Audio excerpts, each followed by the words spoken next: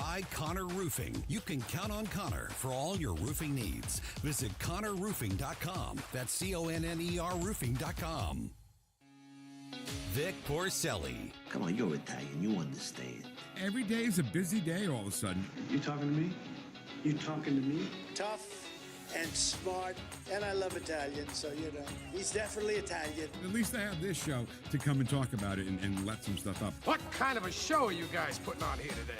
The Vic Porcelli Show. Good morning, freedom fighters. Good morning, Ken Williams. Good morning, Vic Porcelli, and happy St. Padfield Day. And to you, my friend. Let's see. Nick's Irish, isn't he? Yeah. I heard it on the X coming up at 9:25 today. Also during, either before or after heard it on the X, I have a... Sorry. Oh, my God. Bless you. Oh, my God. I am so sorry. That came really fast. It was what? It came at you really fast. It did. It just jumped right on me. Either before or after, I think after maybe, there's a picture that I want Ken to look at and see if he notices anything weird about the picture. Is that okay. fair? Yeah, that's interesting. Chris Cooper from Serenity Wealth Management is going to join us at 9:41. Always great. Well, Stefan Padfield, right? Yeah. What a blast from the past. We just talked to him, not that long of a past, but we haven't Right. talked to him in a while because he's changed companies. Drew Thomas Allen at 10:41. Today's Dr. Tobler Day, chat box 2. Who is doing the Pledge of Allegiance? Ken Williams. Ultra MAGA Joy Nix. Oh, my God. Listen to her voice. She's got the sexiest voice going. This is going to be the sexiest Pledge of Allegiance you ever heard. And it's outside. And it's outside. Go ahead, Joy. I pledge allegiance to the flag of the United States of America and to the republic for which it stands, one nation, under God, indivisible, with liberty and justice for all. Great job. Am I right? Am I right about that voice? Yeah. All right. Are we ready to go here? No. Oh, okay. Good. Never am. Never am. I am also never am. So we have a TV in here, and when we come in, we have Newsmax over there, and then we usually put us up there because we're narcissists and we want to look at ourselves all the time because we're egocentric. And again, I looked up, soon looked up, shut your woo! And you didn't say anything. My wife looked at the calendar. Oh, my God, 3 more days. He's known by many names. We, the people are in charge. We are going to save our republic. Nikki Two Shows. Schroer the Thrower. Twitter trolls love to hate him. We love Vic Porcelli so much. He's Nick Schroer, Missouri State Senator. Happy St. Patrick's Day, State Senator. Happy St. Patrick's Day to you. Where are you going to be involved in some sort of fun festivities involved with the holiday today? Well, having 2 daughters, I'm always involved in fun festivities. You never know what you're going to get. But we did our parade. All the parading was happening over the weekend. We had the Defiance parade, which was massive. It was a great time. Cottleville had a great event. They don't do the parade anymore, but they've got a lot of different festivities going on. But unfortunately, even though we're on the legislative spring break, I'm actually working. Oh. This part-time legislator thing isn't all that I do. On top of the, I think, 3 shows now that I'm doing on Sunday nights, I've also got a full-time job with our good friend Jim Avery. All right. Awesome. And, Nick, just so you know, I'm sure you're aware that in Rolla they really celebrate St. Patty's Day really big. My daughter's last semester is down there right now, and they said this past weekend was off the hook, of course, and I'm wearing one of their sweaters that they have the sweaters that they have a design every year that they use for St. Patrick's Day, and this is the winning one from I guess a couple of years ago. Fantastic. But, yeah, it's pretty cool. Yeah, I've heard Rolla is like the place to be in Missouri for St. Patrick's Day. Yeah. Not St. Louis, not Kansas City. It's Rolla. How about which that? I would have never known that until I got into politics. I love that. All right, so listen, I saw, we were all sent an article here about some sort of Missouri bill about automatic expungement of crimes from people's record. Have you heard about this? Yeah, this is something I've been working on for a couple years. I originally filed this, just kind of created this idea way back when I was in the Missouri House, and a couple others had filed the bill also. And my mentality is, look, if not me, then who? And we had a number of Republicans and Democrats that were filing this when I got into the Senate. So, I've got the record right now of the most bills filed in the Missouri legislature. So this ended up being one of them, as nobody was going to file it again this year. It's been around for about, I want to say 6 to 7 years. But now the technology is kind of advancing. Other states are doing this. And look, this is not giving a new right to somebody who wouldn't have one already with our expungement system that we have, our statutes that are there. If you, let's say offend 20 years ago, you've got a path to expungement, but our expungement laws in the state of Missouri, year after year, they get modified, they get tweaked, they get changed, and they're so confusing, even for learned attorneys, even for practicing attorneys who are doing this every single day. The laws are constantly changing. It's very confusing. There are some things now that have been exempt from expungements that weren't supposed to be. So what this does, it's called the clean slate legislation. Myself and a good friend of mine who sits behind me, he's a Democrat, but he's running for county executive. I've been encouraging everybody, if you're going to vote for a Democrat, he's the one that is still standing with law enforcement, still standing for common sense. Brian Williams and I are tackling this bill. And it's using technology to say, look, if you're already eligible for an expungement, let's just go ahead and expunge that. Let's still allow for law enforcement and prosecutors and the courts to see if you do reoffend in future years. They'll at least be able to see. But when it comes to getting a job and turning your life around and getting scholarships to college, getting into the military, this is going to open so many doors. And other states have done it. We've got Tennessee. I mean, we always looked at Tennessee to see, what are they doing? We're talking about the income tax. We're talking about fighting crime.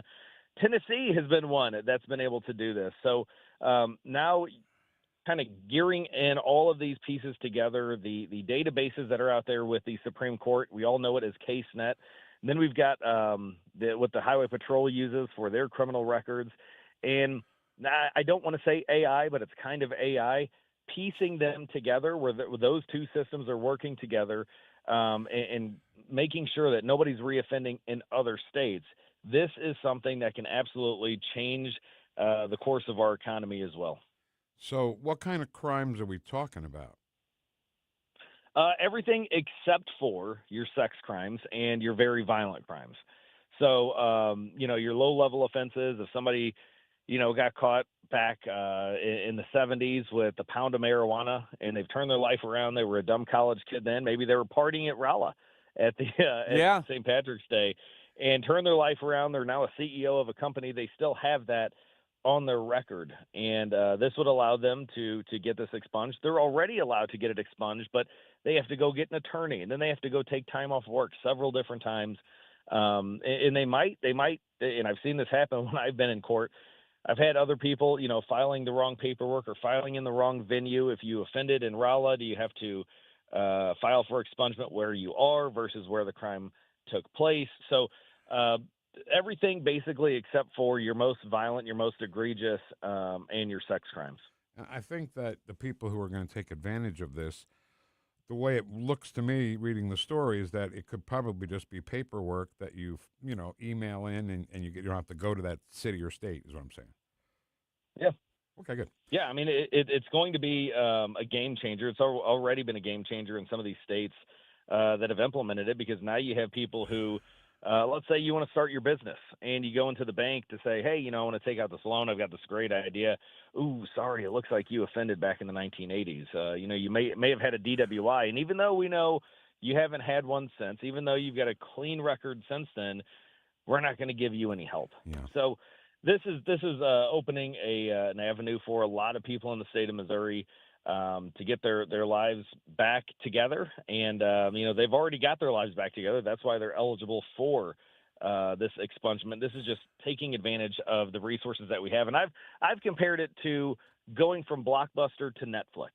Rather than going into the store and getting your card out and trying to find the DVD or trying to find the movie, and did somebody rewind it on time? Is the right DVD in the case? Did somebody screw up? No, this is just going on Netflix. Hey, this is what I want. This is, I want it right now. And if I want to press pause and watch the rest of the movie later, we're going to do that. So we're taking advantage of technology to reopen a lot of avenues in our economy. All right. So Sam Page even as a lame duck who is going to be going on trial for corruption, his last thing he wants to do is merge the city and the county. How does that have any legs at all? I mean, can that really happen? I don't want that to happen. Yeah, I really don't see it happening, at least on our level. I think if that's ever going to happen, you're going to have a massive vote of those people in St. Louis County and St. Louis City. The only way I could see this happening, and I've talked to a lot of officials in both the St. Louis City, St. Louis County, former officials, law enforcement. The only way I see this happening is if we start seeing a lot of crime numbers dropping. We see recruitment and retention of police increasing, and we see businesses starting to come back into St. Louis City. And I hate to say it this way. I think a lot of people would agree with me. St. Louis City has been on a path of destruction for about the last decade. It's just, and some would say even longer than that. But the last decade has been egregious with the businesses leaving, the population fleeing, the amount of corruption, the crime numbers going rampant. And now we're starting to see some trends going in the right direction. A little bit of hope, not great numbers, but still a little bit of hope. And I think here in the next couple of years, if you can actually, and I've mentioned them before, Tennessee, if you can start implementing what Nashville, Tennessee did in the city of St. Louis and start attracting businesses, and I think getting rid of the income tax, solving crime, Senate Bill 888, the juvenile crime and sentencing reform that I just put on the governor's desk, that's another big one. That's when I think maybe St. Louis City and St. Louis County would come to the table saying, okay, you've got your act together. We've got new leadership, hopefully Brian Williams. Now we can come together and join as one. Until then, I don't see it ever happening. You know, it's funny. Oh, sorry, Ken. No, I was just going to say, Nick, I know you're saying it was the decline in the last decade, but since 1949, in 1949, Nick, we had 856,796 people in our population. Now it's somewhere around, it's under 300,000. Wow. Yeah.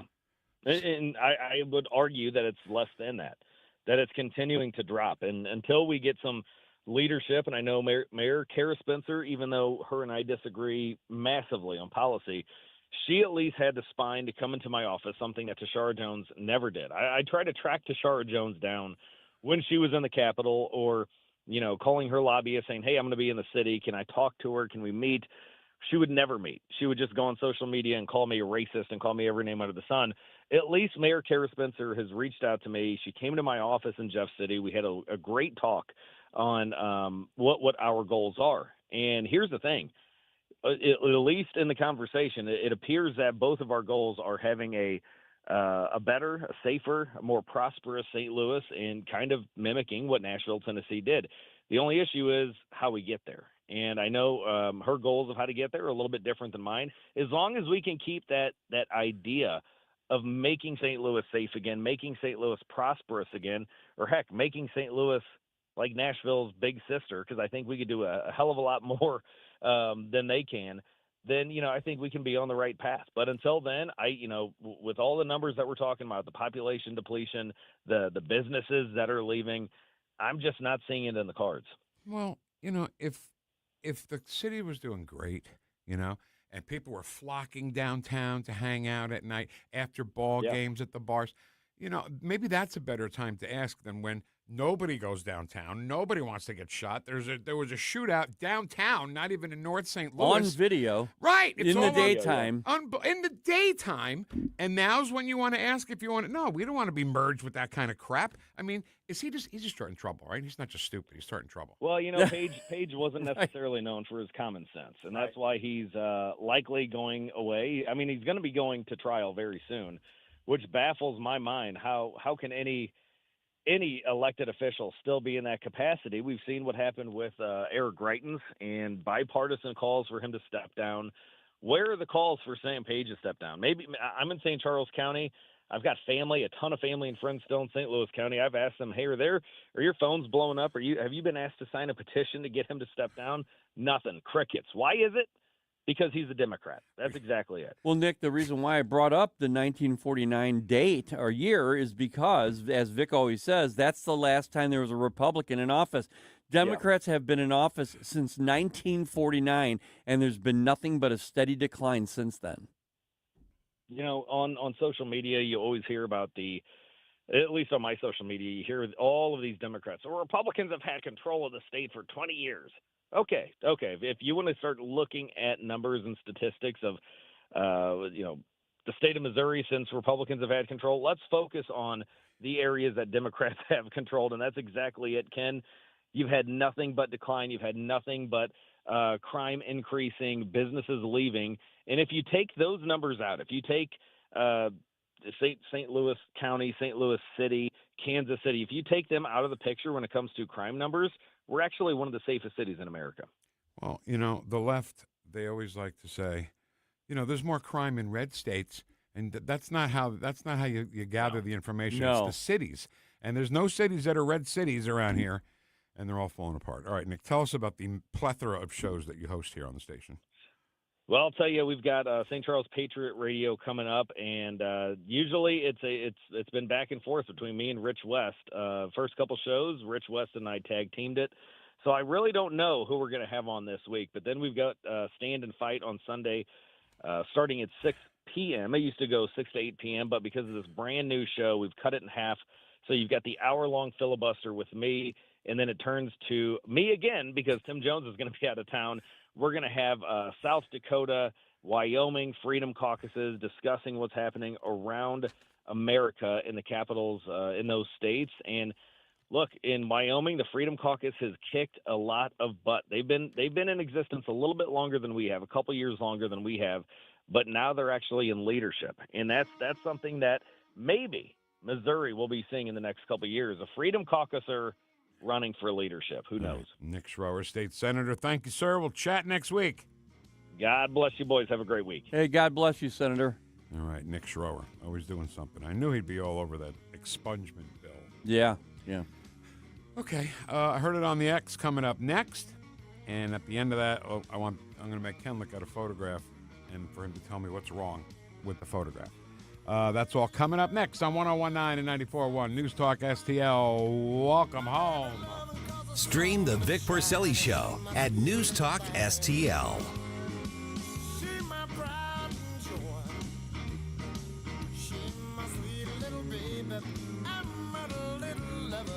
The Vic Porcelli Show. After I signed the PAC Act into law. Crack-a-lackin', you are speaking my crack-a-lackin' language. The PAC Act. Made in St. Louis for St. Louis. It's News Talk STL. Hope you're proud of yourselves, Democrats. That's your guy. I just want to remind everybody every day. That's your guy who you voted for and you think is better than Donald Trump. All right, so the storms are coming. There was a wicked storm the other night with 40, 60-mile-an-hour winds. Yeah. And that was before, they called them non-thunderstorm winds. Just winds. Just winds. Winds. Oh, my God. So you might have lost a shingle or two from the roof. Now, you don't know if you did. I know if I were to think about my roof, I'm not getting on a ladder. Well, guess what? We didn't. You know why? Because Connor Roofing put mine on just recently. Ah, show off. What a show off. He's already been to Connor and he's all set. But see, that's how you feel when you go to Connor and you say, storms, pah! We already took care of that. So Kathy and Rob Connor are the ones to do it with. They have honest estimate, quality work, great customer service. Kathy will give you a call and say, hey, how we doing? And tell the truth. Tell her exactly what you think and go to Google reviews and Yelp and all that stuff and find out that people love Connor Roofing. Get to them at ConnorRoofing.com, CONNER roofing.com. When you're approaching retirement, there are a lot of questions to answer. Do you have enough money to fund your income for life? How should you claim Social Security? And what's your plan for health care and long-term care? Hi, I'm Eric Robert, Director of Investments with the ClearPath Wealth Management Group at Stifel and host of On the Money Saturday mornings at 9 on News Talk STL 101.9. Don't leave your retirement to chance. It's crucial to understand and address relevant risks before you retire. Our team can help you get organized, guide you through critical retirement decisions, and create an investment portfolio designed around your needs. To schedule your free retirement plan consultation, go to clearpathinvesting.com. That's clearpathinvesting.com. Or call us at 636-695-2650. That's clearpathinvesting.com or 636-695-2650. Stifel Nicholas and Company Incorporated, member SIPC and NYSE. Hey, Mike Ferguson here, and for nearly 40 years, Nutrition Stop has been St. Peter's trusted source for natural living. They've got a great, knowledgeable staff offering more than just products. They provide guidance on your wellness journey with exceptional service. From 100% grass-fed meats like elk and bison and local produce to quality supplements and clean household products, 4101 Mexico Road in St. Peter's, just off the interstate at Cave Springs and Highway 70. What happens next? Our objective is to defend the American people by eliminating imminent threats from the Iranian regime. Happens right here. They're an evil regime, and this was the final straw. 1019 and 94.1 News Talk STL. Whoosh. Whoosh. Talk lines are open now at 314-912-1019. Vic and Ken. Here's $40 if you leave right now. No, I stay. The Vic Porcelli Show on 1019 and 94.1 News Talk STL. That's it? $40? Man. God. No, I stay. No, I stay. Here's $40 for you to leave right now. No, I stay. I was watching some Family Guy. You know, in the reels, the shorts, whatever they're called, they pop up all the time. And one of them's like when Family Guy made fun of The Godfather. It's so funny. It's so funny. I got to watch Family Guy because I like it when you talk about Family Guy and you do the voices and everything, so I should probably watch it. Peter is like Ralph Cramden on steroids. You know, Ralph Cramden always had a plan, some kind of crazy scheme. So there's one episode where Peter is now a self-proclaimed mob boss. And he's in the refrigerator. And he goes, hey, where's that chicken parm that was in here? And Brian goes, oh, I ate it. And everybody's name on it, so I ate it. Oh, that's okay. All right, no problem. No problem at all. And then Brian goes to start up his car, and Peter's in the back seat choking him like Carlo Rizzi at the end of it. It's, you know. I'm going to watch it. It's such a, there's so many seasons, Ken. I mean, just, just drop the needle, like we used to say. Drop the needle on the record, and it'll be good. All right, are you ready, Ken? Yes, Vic. It is time for I Heard It on the X. Damn it. Oh, wait, you got to curse at me? Yeah. I say it's time for Heard It. And I curse at me? I hit this weird button in it. Okay, now I'm ready. You got weird buttons? Yeah. No ejector seat buttons, are they? No, right. I hope not. Anyway. So it's time for Heard It on the X. Anywhere, y'all. Everywhere, y'all. I heard it on the X. Okay. First one is from Brick Suit. Many people are saying, but they lowered the flag. It must have been staged. This is the assassination attempt on President Trump's life. It was that picture of all pictures of President Trump raising his hand. He shot. The Secret Services all around him, and above him is the United States flag.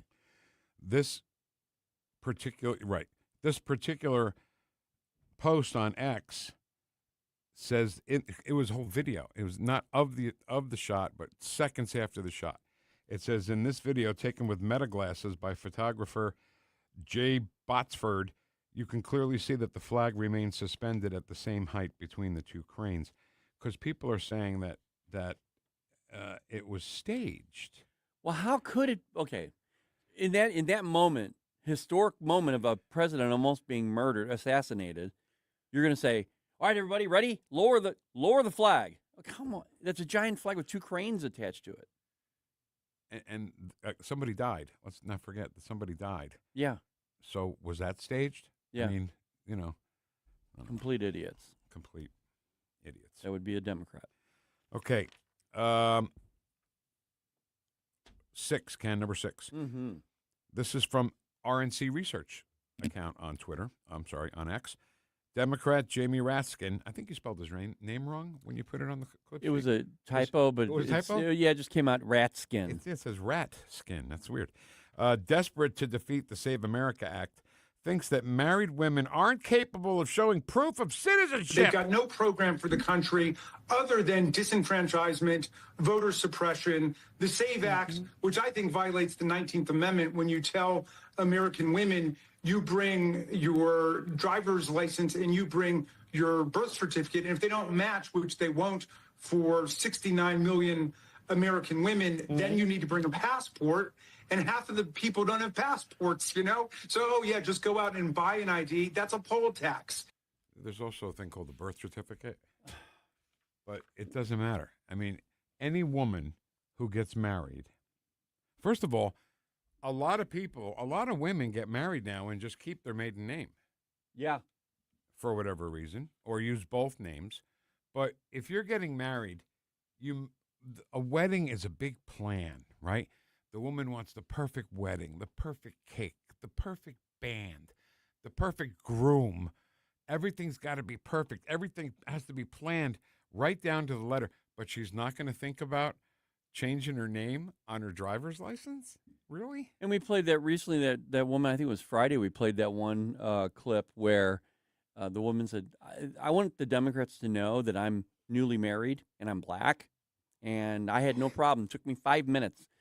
Them saying this is, again, it's continuing the idea of racism. They're racist. Plus, Ken, can you hear the desperation? If this SAVE Act passes, they'll never win another election. You know, you're right. In his voice, the way he listen. They've got no program for the country other than disenfranchisement. I mean, he's on another level right there. He's not having a conversation. He's panicked. Yeah, you're right, He is Vic. panicked. You're right, man. Okay, thanks, Ken. Appreciate that. Yeah, well. Hey, from Lindy Lee. You know what? I want to call an audible here. I actually want you to hear this too. Lindy Lee, audio 5, Ken. All right. She says AOC and Bernie Sanders are both frauds. Persisted in being who she was, which is essentially a fraud. She pretends to be this socialist woman of the people, but she wears $2,000 makeup at a Sanders rally. Yeah, okay. So I actually feel I expected her to look different. She looks the same. I mean, she's an attractive person, but I expected a bit more. I don't know who that celebrity makeup artist is, but man, you just go to the counter over at Bloomingdale's and they'll help you a bit there for free. My mom always told me if I don't have anything nice to say, don't say it. So I'm not gonna say anything about how I should have listened to mine. I just think she's duping her followers, and it's just she's following the footsteps of Bernie Sanders, selling something that isn't real. Oh, yeah. Well, Bernie, the one he's the socialist with multiple homes. I mean, three mansions, I love that multi-millionaire. Let's be clear. All right, so listen, Bernie Sanders, he's got all these homes, and he calls himself a socialist. He's calling himself, in a way, a leader of the Socialist Party. Oh, yeah. Because if you go to a socialist country, communist country, the leaders all live in mansions. They're all great. Yeah, they're flush with cash. So don't judge Bernie Sanders by what he has. Judge it by what he says. And socialism is not for you. I'm telling you now. It's for Bernie. No, as a socialist leader, you're right. Right. So it's a stupid analogy. Not that I always thought that. Just a revelation in the last 30 seconds. I'm sorry, Ken. Can we do this audio too? Audio 4? Yeah, oh yeah. Eric Doherty. I love following Eric Doherty. He says, terrifying. There are Muslim imams in Florida, and listen to what this guy says. There's nearly 7 million American Muslims right now, alhamdulillah. Let's take gratitude in the fact that we're here in the great state of Florida. Part of power building is building a pipeline of leaders. I want to see, inshallah, one day governor of the state of Florida is a Muslim. Everybody say inshallah. The House has Muslims in there. Say inshallah. Senators, Muslim senators, say inshallah. Muslims are men who defend themselves. They defend their religion. They defend their principles, what they believe in. They don't apologize about jihad. They're not afraid of jihad. It's a part of who we are. The Muslim is an individual who, part of his rojula, being a man, is not our wives do jihad. We do jihad. Okay. You know, a Muslim man's a guy who defends himself. Does he not think we defend ourselves? Do they think it's going to be a cakewalk? I know I say this every day, Ken. Do they think it's going to be a cakewalk to take over America? Well, they sound like they think it is. They think, well, we're going to walk in. We're coming into your home. And do you think we're going to let that happen? Oh, come on in. I'm sorry. Yeah, Right. we'll get our bags, and we'll be out here. Give me 5 minutes. We'll get our bags. Let me get my makeup. Hold on. You don't need makeup. You put cover face. Okay. Finally, Oscars were a show last was Sunday night. And Jimmy Kimmel, because it's on ABC, they had Jimmy Kimmel come out and introduce the best documentaries. And before he did it, he said, boy, I bet he's mad. He didn't say his name, didn't say President Trump's name. I'll bet he's mad his wife's documentaries didn't get nominated. He's such a dick. But he says, well, here's the quote from C3 on X. Jimmy Kimmel claimed President Trump is a dictator, like Kim Jong-un of North Korea on stage at the Oscars. If this was true, that would be the last time anyone ever saw Jimmy Kimmel. Fact.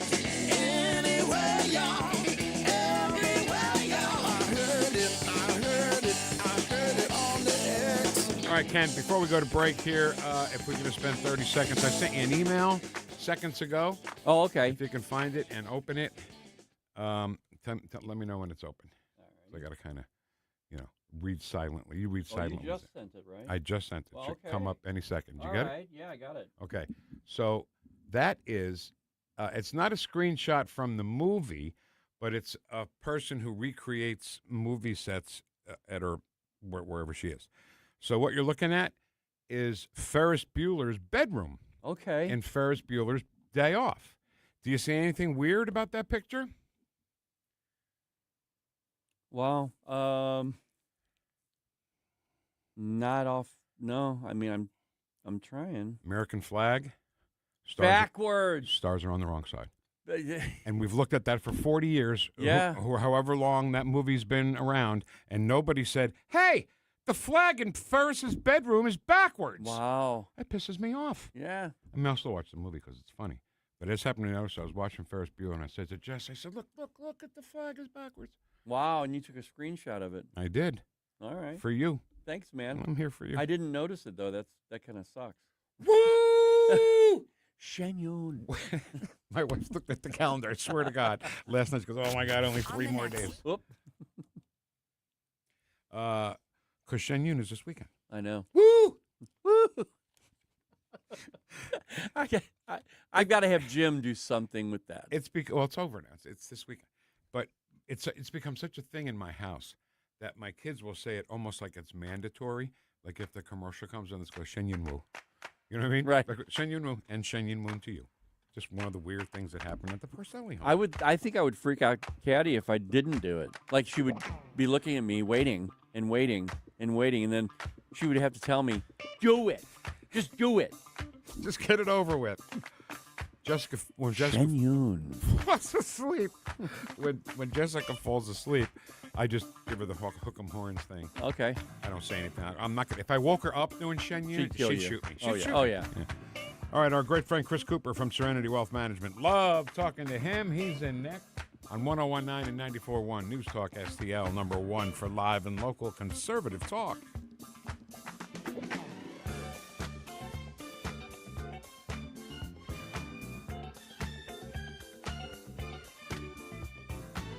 Like us on Facebook at News Talk STL. The Vic Porcelli Show. Live and be well. Made in St. Louis for St. Louis. It's News Talk STL.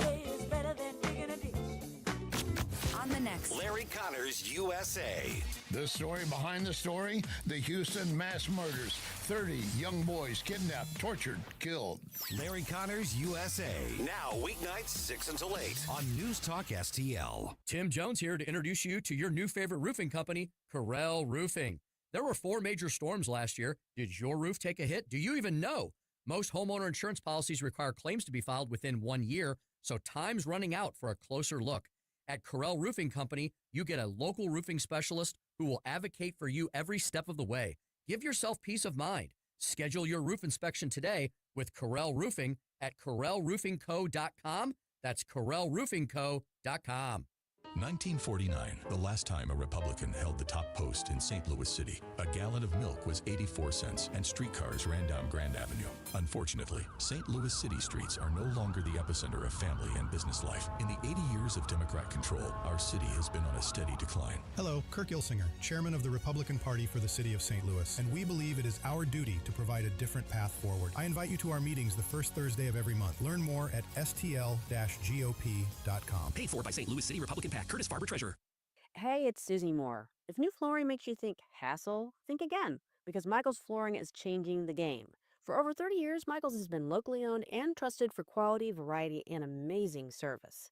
Whether it's carpet, hardwood, laminate, luxury vinyl, or ceramic tile, their expert team makes installing new floors exciting, not stressful. That's why customers keep coming back. Visit Michael's Flooring at St. Peter's, Starting Prairie, Creve Coeur, or online at igotfloored.com. That's igotfloored.com. It all comes down to this, folks. Yep, the entire season is on the line. But my throat has officially thrown in the towel. Sounds like you need Vicks VapoCool drops. They're max strength and vaporize sore throat pain. Whoa! These VapoCool drops hit fast. Speaking of fast, did you just see that play? Yeah, he vaporized that ball. That pun should have come with a penalty. Vaporize sore throat pain with Vicks VapoCool drops. Use as directed. Hey, can you blow up some balloons for Jack's party? I can't. I'm so congested. You need Sinex Severe from Vicks. Sinex Severe Nasal Spray. Yeah, just Sinex. Breathe. Sinex Severe instantly relieves nasal congestion and works 6 times faster than nasal decongestant tablets. The 12 hours of relief allow you to get back to the moments that matter without congestion. Daddy, we need more balloons. On it. Try Sinex Severe from Vicks. Just Sinex. Breathe. Use as directed. This hour, the Vic Porcelli Show, brought to you by Connor Roofing. You can count on Connor for all your roofing needs. Visit ConnorRoofing.com. That's CONNER Roofing.com.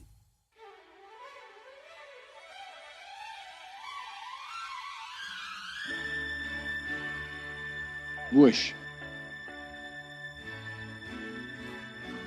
Talk lines are open now at 314-912-1019. The Vic Porcelli Show. It's not personal, son. It's strictly business.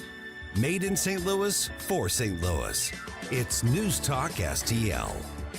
All right, well, welcome home to 1019 and 94.1 News Talk STL. Sometimes we say things just to keep you on your toes, okay? Just to see if you're really paying attention. So this is more behind the curtain stuff. Every day Ken gives me this. It's the what we call the show sheet. Mm-hmm. It's a sheet about the show, so we call it a show sheet. And it's the momentary Bible of the show. It that is. You have to go yes. by every time that Vic gets it. I get one every day. Every day tells me every single segment what we're going to do, what we're going to talk about. And on my show sheet, it says 941 Chris Cooper from Serenity Wealth Management. The problem is, Vic, is... hold on. Okay. The thing is, I said it at least 3 times before you said, hey, did you say Chris Cooper? Well, because I looked at my list then. So thanks for listening. Yeah, I know. So Chris is not going to be with us. No. Okay. And what happens once in a while, and this probably hasn't happened in the last 5 years, but more than maybe once or twice. I don't keep count. I have a scorecard. Okay, well, trust me, okay? You got the mental scorecard? So when I'm redoing the list every night, I may have left that on there. It's okay. The previous week. Even though I'm the guy that says, hey, this is happening. No, not happening. So I take full blame. It's all good, baby. It's all good. Just know that we would love to have Chris on today, but it's just not scheduled. Now, the poor guy's driving 120 miles an hour down 70 right. to get here. Sorry, Chris. Probably got three speeding tickets in one trip. Chris, just relax. You're always invited. Always. Always. If you popped in and we didn't have you on the schedule, we'd put you on the air. Yeah. He's just that good. Okay.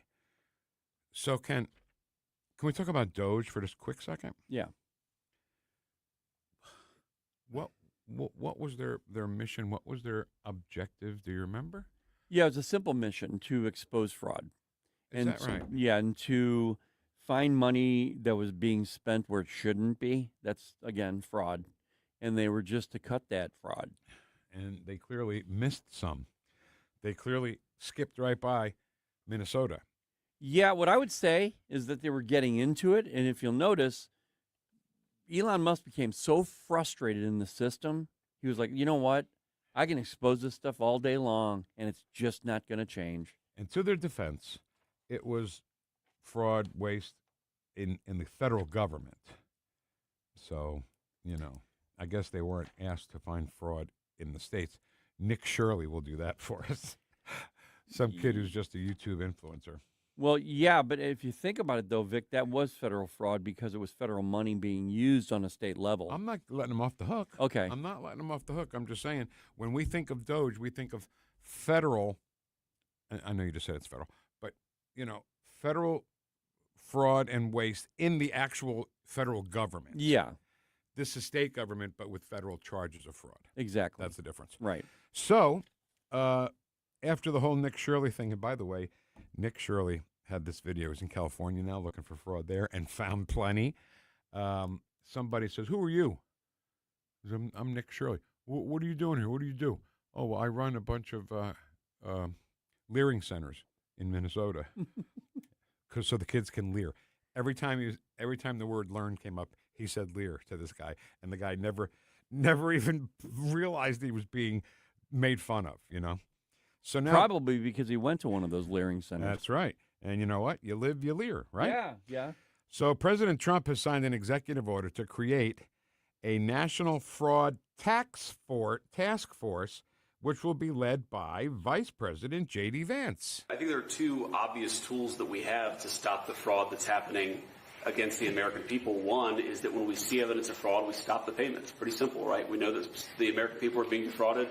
Let's try to stop the payments and ensure that whoever's making these payments is actually complying with some basic due diligence and making sure the payments are going to the right place. I think the second tool, of course, we have, as the President mentioned, is we have law enforcement options. We know that some of this fraud is just bad.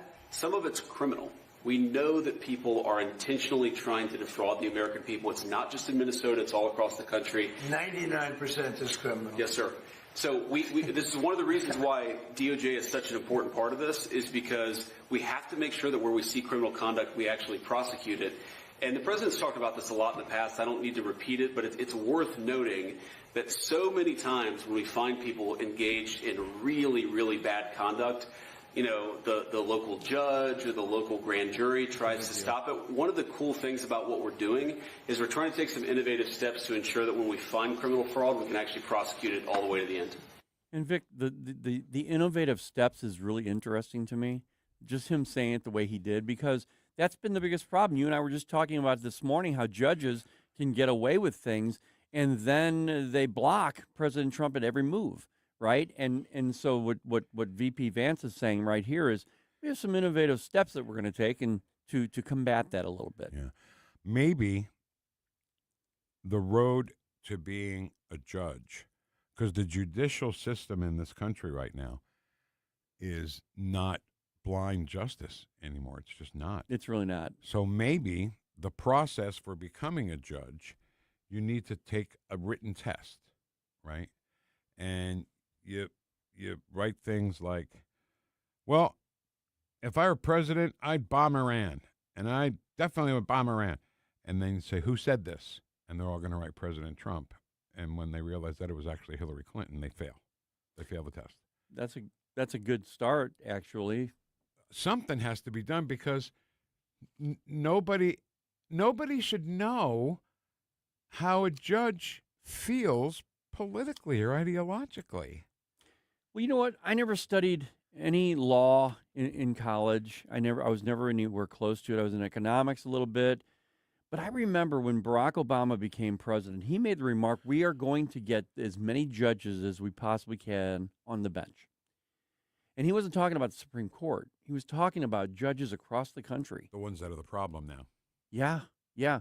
And back then I thought to myself, that's not really I understand that's the priority. It's a prerogative of the president. That's one of the perks. That's one of the things to install people that you would appreciate, that are on your side, but not to be judicial in being able to see a certain bent or being biased. And I know we're all biased, but leaning so far left, it shouldn't be that way. And when I heard that, I thought to myself, this is going to be a problem later on. And sure enough, man, he put a lot of judges across this country in. And how did that work? Did a guy in a trench coat and a fedora and sunglasses go up to the sitting Republican judge and say, "Hey, come here, it's time for you to retire"? You know what I'm saying?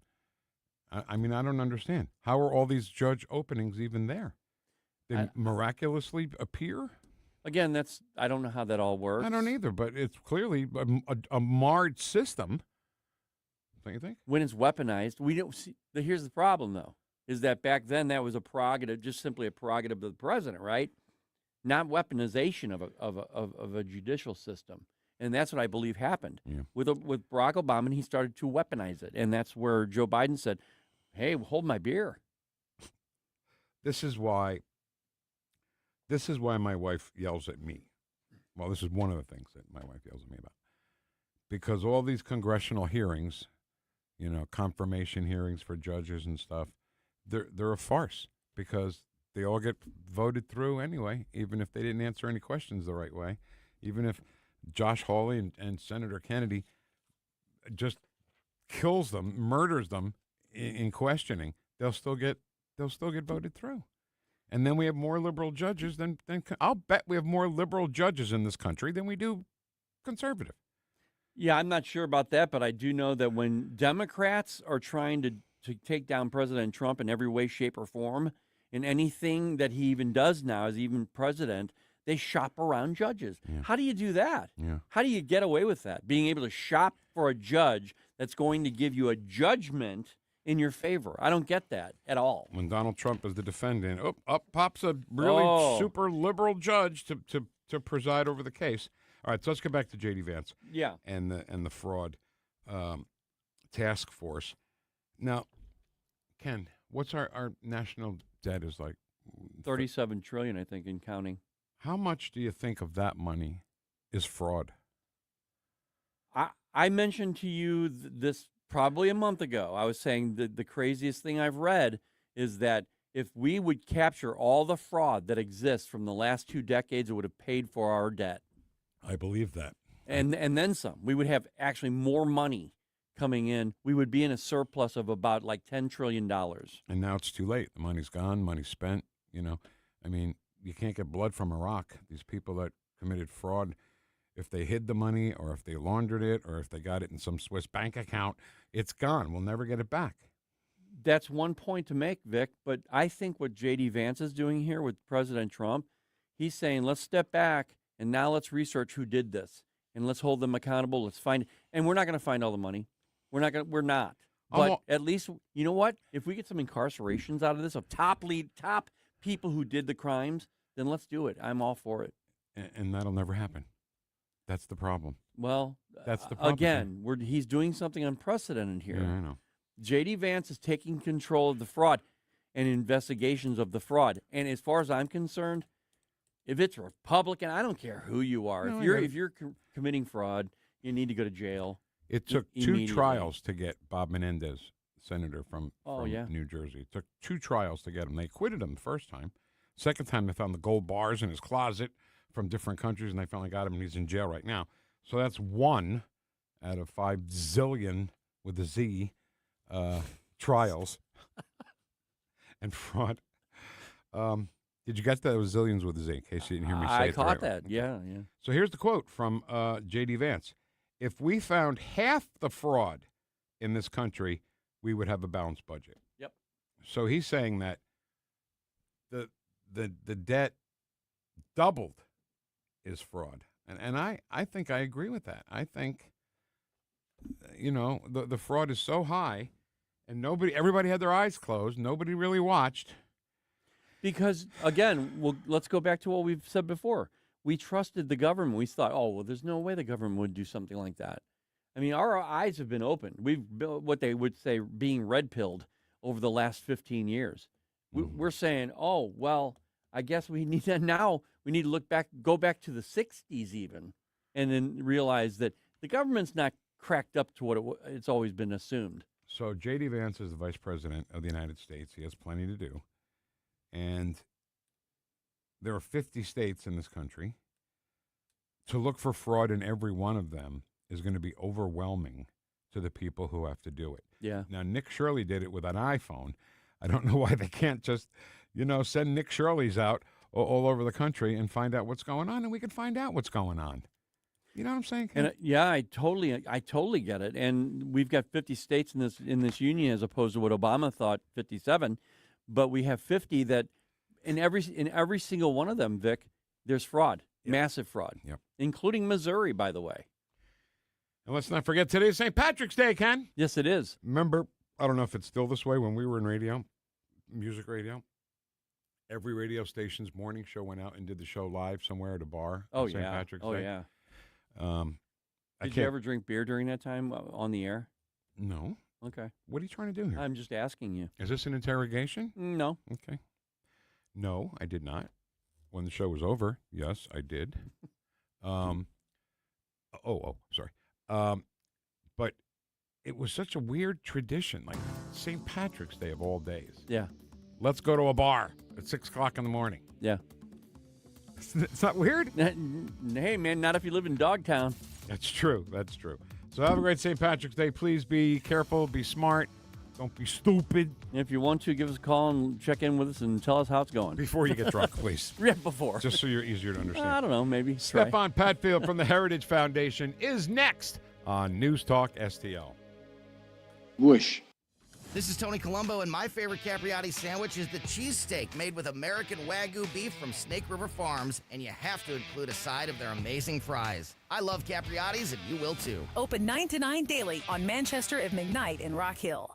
Ever feel like just a number in a waiting room? Hi, I'm Shannon Tribue, Director of Operations with Body of Health Direct Primary Care. Navigating the medical system can be a maze of stress. I'm your personal guide at Body of Health. I handle the messy parts of medical care, the logistics and complex coordination both in and outside our walls, so you and Dr. Tobler, that's my dad, can focus on what matters most, your health. At Body of Health, you're not just a patient, you're part of the family, because that's healthcare the way it ought to be. To learn more, schedule a discovery call at bodyofhealth.com.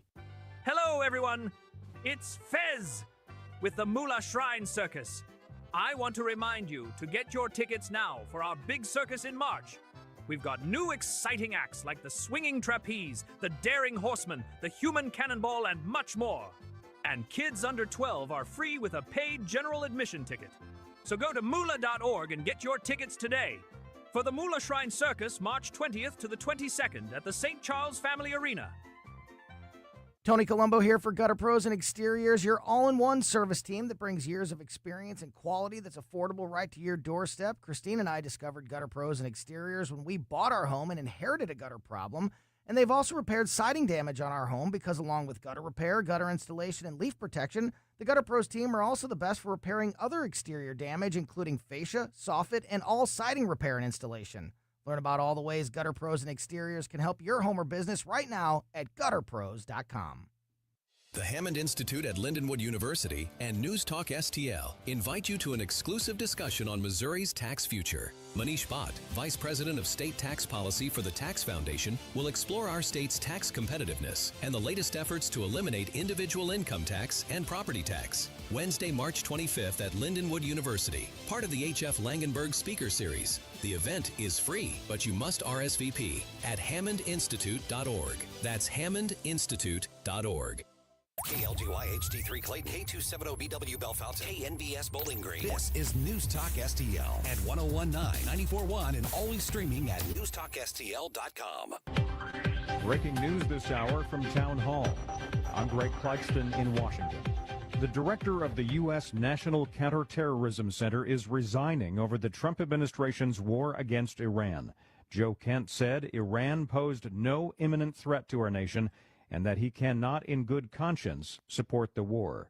Meanwhile, Israel says it has killed 2 of Iran's leading figures. The Israeli defense minister says that the Israeli military has killed top Iranian security official Ali Larijani in an overnight strike. Israel Katz made the announcement on Tuesday. The Israeli military also announced it had killed Gholam Reza Soleimani, the head of the Revolutionary Guards Basij militia, a key force used to suppress demonstrations in the Islamic Republic. The killings again strip away top Iran leaders after the February 28 strike that killed 86-year-old Supreme Leader Ayatollah Ali Khamenei.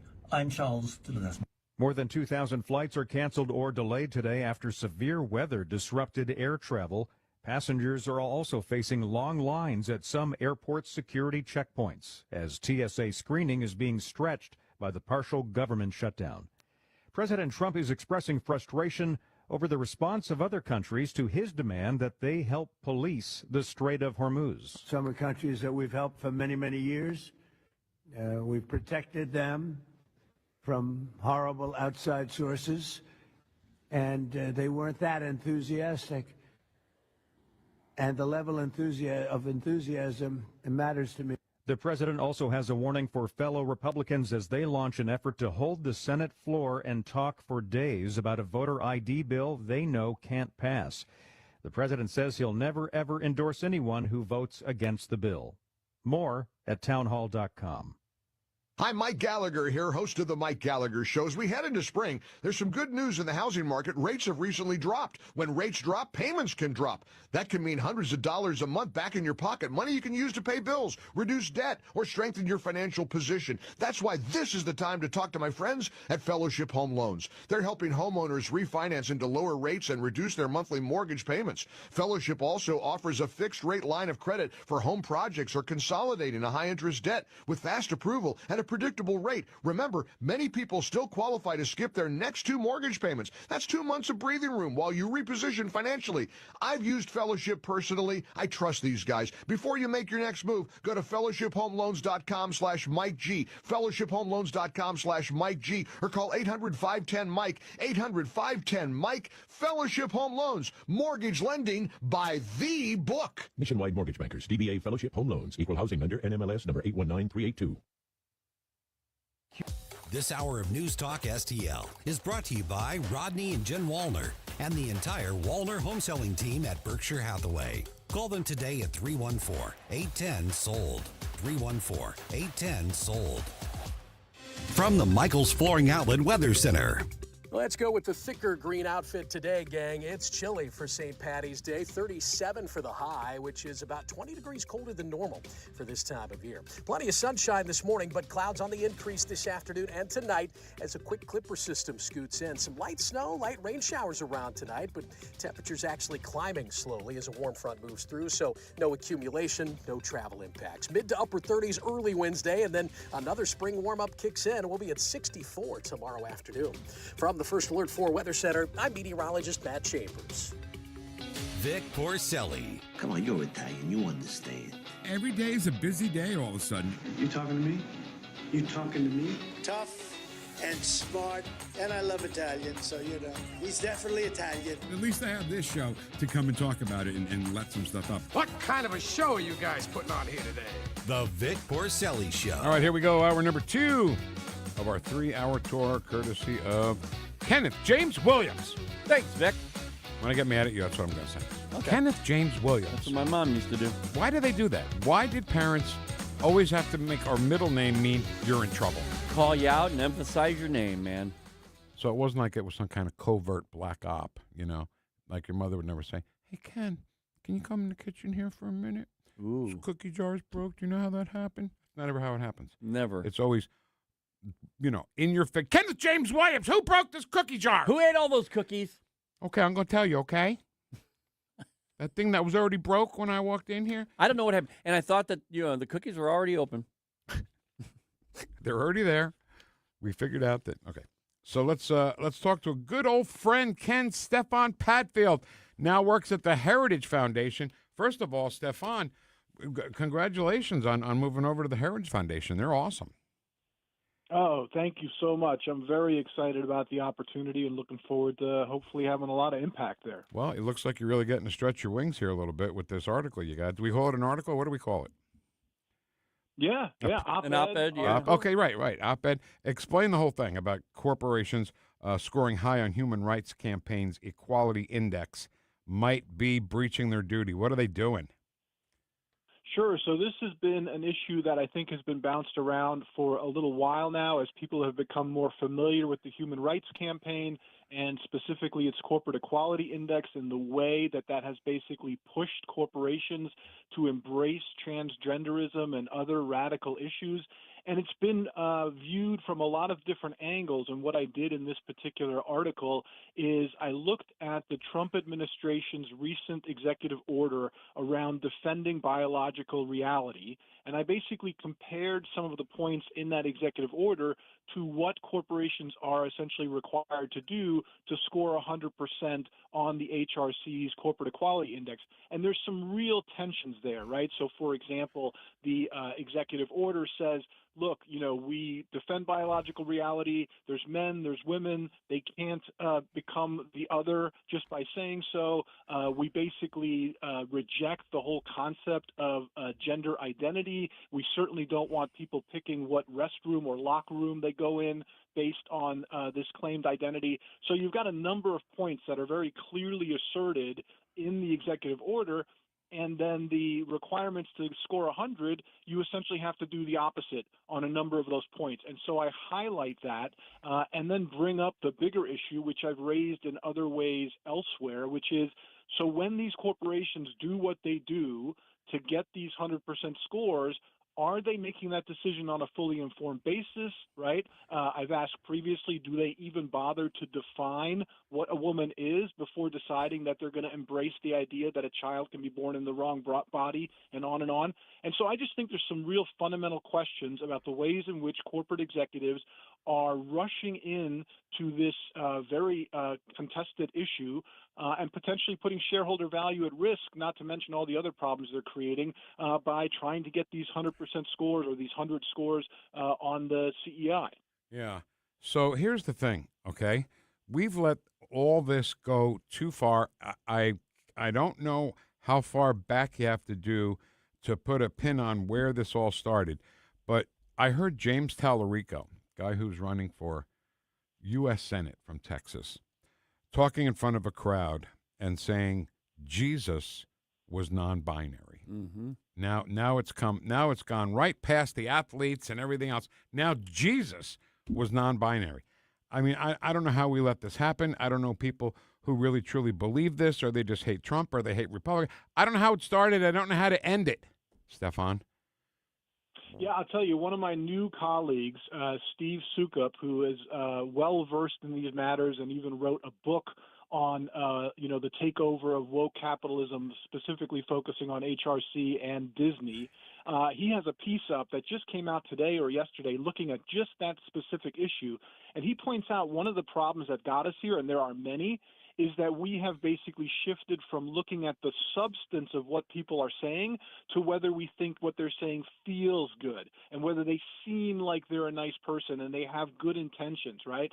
And certainly those things are important, but when we completely ignore doctrine and basically allow people to say just whatever they think they want to say just so people feel good or they don't offend, some group or other group, whichever group is going to, come at them the strongest most likely, you end up hearing just completely crazy things that are fundamentally contrary to the doctrine anybody who's bothered to study it for a few hours knows. And yet somebody stands up there and says these completely crazy things. And again, they get supported by a lot of people you would think would know better because their intention is good and they're saying nice things and they're making us feel united.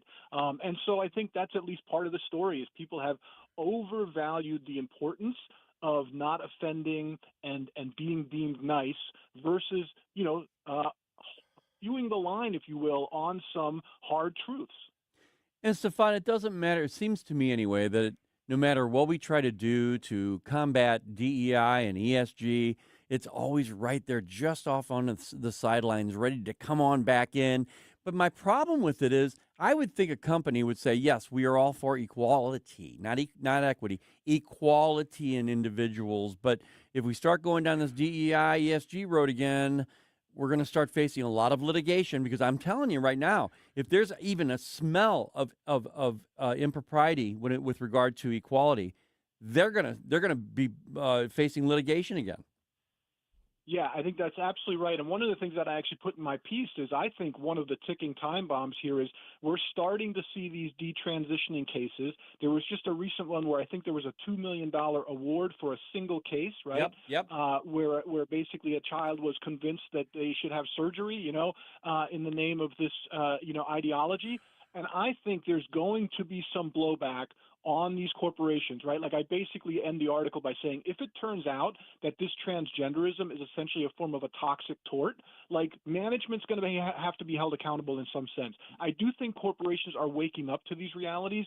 I mean, part of the reason HRC has been back in the news is because a lot of corporations have dropped their partnership. A lot of them are refusing to comply with the index. We still have too many. I think it's gone from like 250 to 130 in the S&P 500, for example, with the Fortune 500. But there's clearly progress. Corporations are clearly waking up to the risks. And I think here's another point. You mentioned that, ESG, DEI, these various agendas are always like lurking on the sideline. I think people have to really understand there's this famous line, the issue is never the issue is always the revolution, right?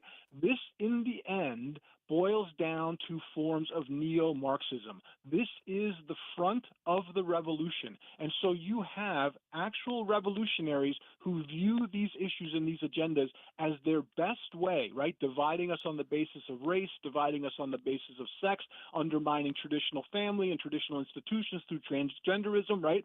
They see this as their lever in, right? And so they're not going to give up the fight on this. They started with the whole worker versus capital thing, and that fell flat on its face, and now they've embraced this cultural Marxism. So they're not going to give up on this. They've spent a long time trying to infiltrate our institutions and our communities and our society through these means, and they've had a good bit of success.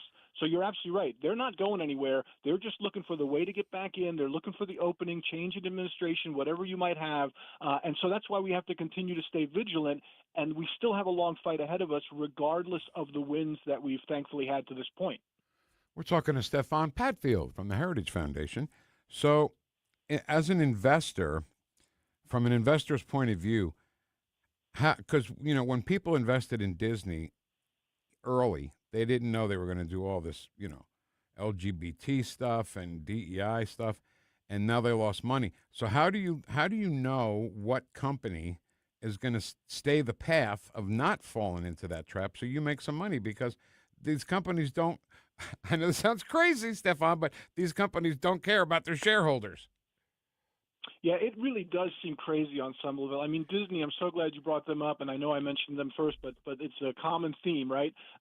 Their stock price history, I mean, just go to Yahoo Finance, pull up any company. They do a great job of laying out 5 years, 3 years, 1 year, year to date, right? And it's just all dramatically, 60, 70 percentage points under the S&P 500, right? So they've been basically setting shareholder money on fire compared to the S&P 500 for years, okay? So that part of it is information that an investor can get relatively quickly, see the trend. The other thing is, a lot of these corporations, they don't really hide it. I mean, Disney does not hide its agenda. It's quite open about it. You don't even need to dig into their ESG or sustainability report or whatever it's called, right? You can just listen to what they say in their meetings, what they're putting in their movies. Now they've gotten quite a bit smarter about what they're doing. So another new colleague of mine at the Heritage Foundation, Delano Squires, he made a point to me on a call recently that I think is spot on. They used to lead with all the radical ideology in their films and in their shows, and now they wait like 3 or 4 or 5 episodes, right? They basically put the parents at ease, and the parents think, oh, okay, this is just going to be a normal child age-appropriate show, and then they bring out the radical stuff in episodes 7 and 8, right?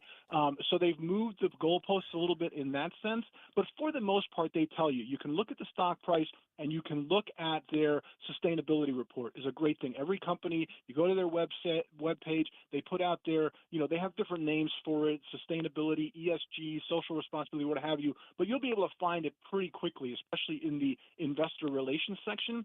And it's right in there. You can see very clearly how they prioritize the ways in which they view themselves as doing good and what they view their purpose as being. And you can get a pretty clear signal pretty quickly as to the direction of the corporation. So, Stefan, let me just ask you, is there any will there ever be any civil accountability for injured women who were injured at the hands of a trans athlete, or is that just, oh, well, we'll just go on and, I'll have brain damage from a volleyball to the head? I mean, is there anything going on to help these girls? Yeah, that's a little bit out of my wheelhouse, that question. But I actually do think we are going to see, just more broadly, we're going to see more accountability, because there has been a time lag, right? You basically have had corrupted experts promoting this ideology that have managed to capture our institutions on myriad levels, including college sports, right?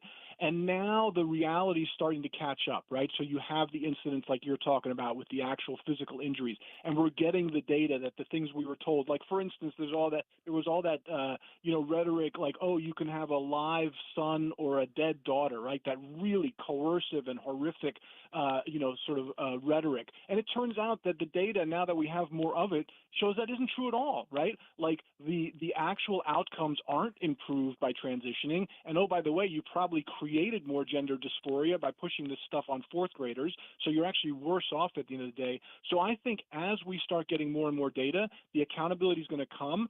The only thing we have to watch out for is statutes of limitations, and I have a feeling there's going to be some legislatures, state and federal, that are going to do some things to create more space in terms of statute of limitations to allow that accountability to take hold.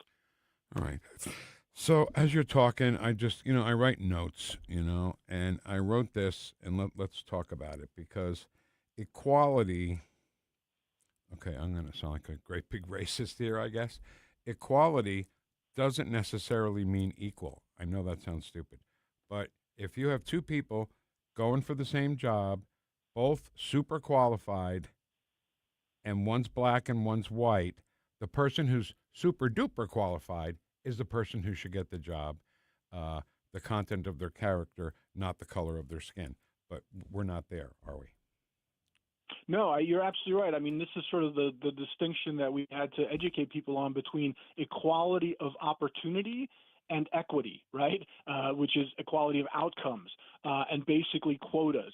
And so that took a while because, again, you hear this language and the left deserves all the credit in the world. I know I've said that before on this show with you all, right? Like, they deserve a lot of credit. The language, who could be against diversity, who could be against equity, who could be against inclusion. It's only when you get under the hood and recognize what they mean, right? And they mean outright not just affirmative action, but quotas and reverse discrimination in its most sort of blatant and brazen forms.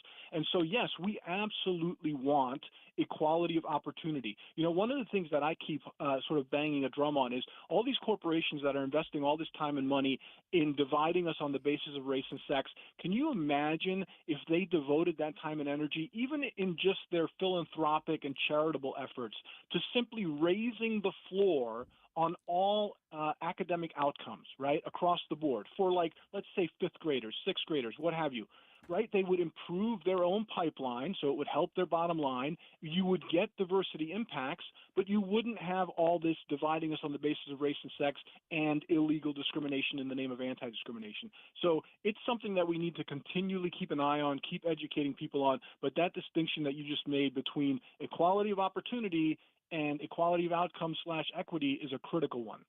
It really is, and I can understand why Vic would be concerned about seeming to be kind of a racist statement, but it's not. And this is the fear that we've always had, is that if you bring it up, you're probably putting yourself out there to become racist. You are racist, and it's really not. And I go back to, like, my college years when they first started with affirmative action, and this was really interesting because I was on work study. I almost got thrown out of college because I didn't have enough money.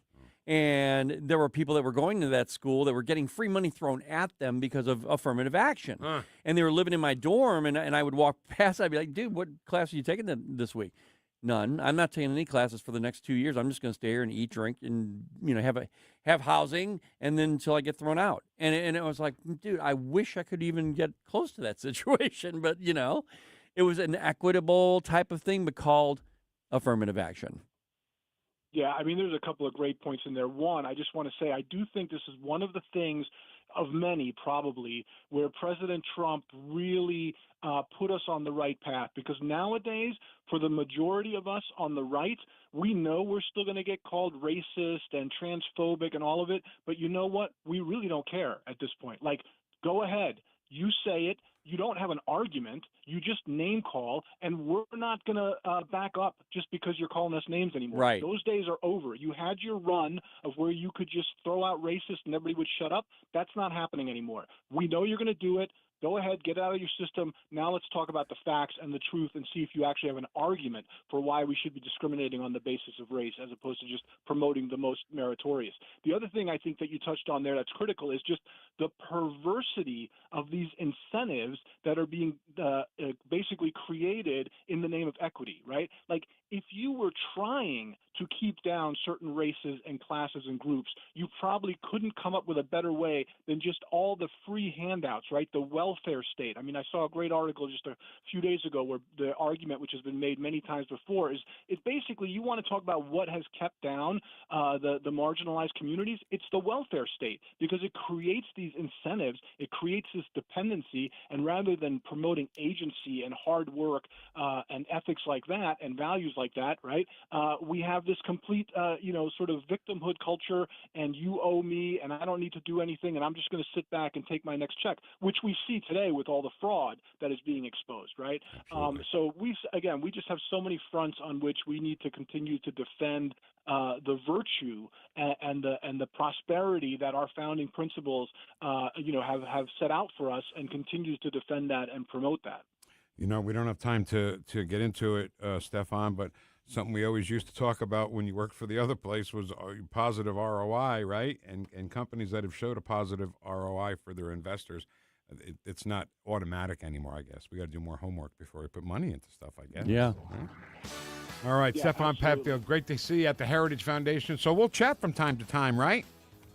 Yes, I really hope we do. Thanks so much for having me today. All right. I hope all your cards be live and your pots be monsters. Amen.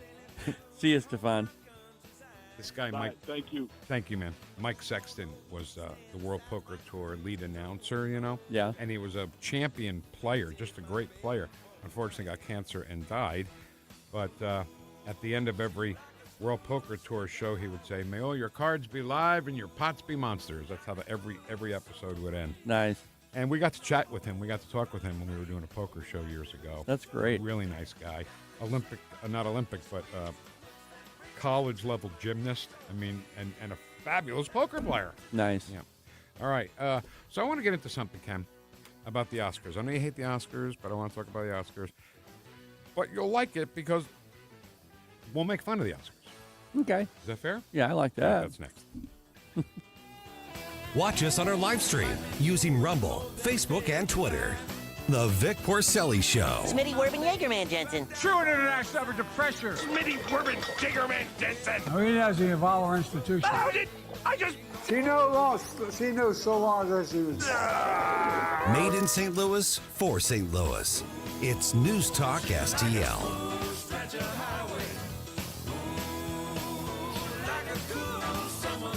Finally, March, the season of fresh starts, more daylight, more energy. A perfect time to take a fresh look at your home. Your windows or doors are outdated and efficient? Check with Renewal by Andersen. From your first design consultation through final installation, every detail is handled by one experienced, dedicated team. Clear communication, precise craftsmanship. Renewal by Andersen windows built with our exclusive Fibrex material, stronger than vinyl. And right now, during our March savings event, take $400 off every window, $800 off every door, and get a free upgrade to Smart Sun Glass. No money down, no payments, no interest for 12 months. But this ends March 31st. Call 877-WINDOWS, 877-WINDOWS, or visit rbastl.com. rbastl.com. Superior products, exceptional service. Rhino Shield is engineered to outlast paint by a lot, backed with our 25-year transferable warranty. Paint a house, shield a home. We do brick, block, stucco, asbestos, steel, aluminum, cedar, and more. We are the only coating company selected by Disney, This Old House, and 3 times on HGTV's Curb Appeal, where all 3 episodes concentrate on unpainted brick. If you maintain or own a business with a tired-looking building, you owe it to yourself to look at Rhino Shield and our beautifully durable color schemes. Evaluations are free. We're making buildings pop and be noticed again, from Champaign to the Lake of the Ozarks, exceeding expectations every day with our products, people, and performance. Now is the time to call 877-25-RHINO, 877-25-RHINO, or go to 877-25rhino.com and see how honest and transparent we really are. Tell them, ladies. Don't paint, don't vinyl, go Rhino Shield. Never paint your house again. Rhino Shield. No big old corporate lib AM station telling us what to say here. Conservative talk for St. Louis. This is News Talk STL at 1019, 94.1. And always streaming at NewstalkSTL.com.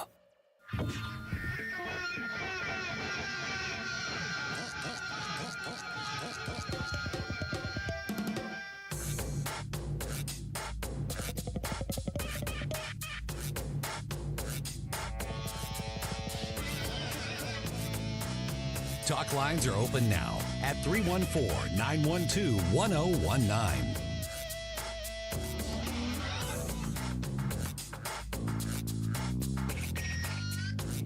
You're listening to the Vic Porcelli Show. When people are vaccinated, they can feel safe that they are not going to get infected. Made in St. Louis for St. Louis. It's News Talk STL. I used Jessica's car one time over the weekend. Because she's not in it much. She works from home. Yeah. So when it gets cold, I like to start it up, make sure it starts up. So I used her car to go to the store, and it immediately picked up my phone. The Bluetooth immediately picked up my phone, and Sonia Dada was on it. Yeah. It wasn't this, it was Screamin' John, but you know how much I love Screamin' John. Yeah.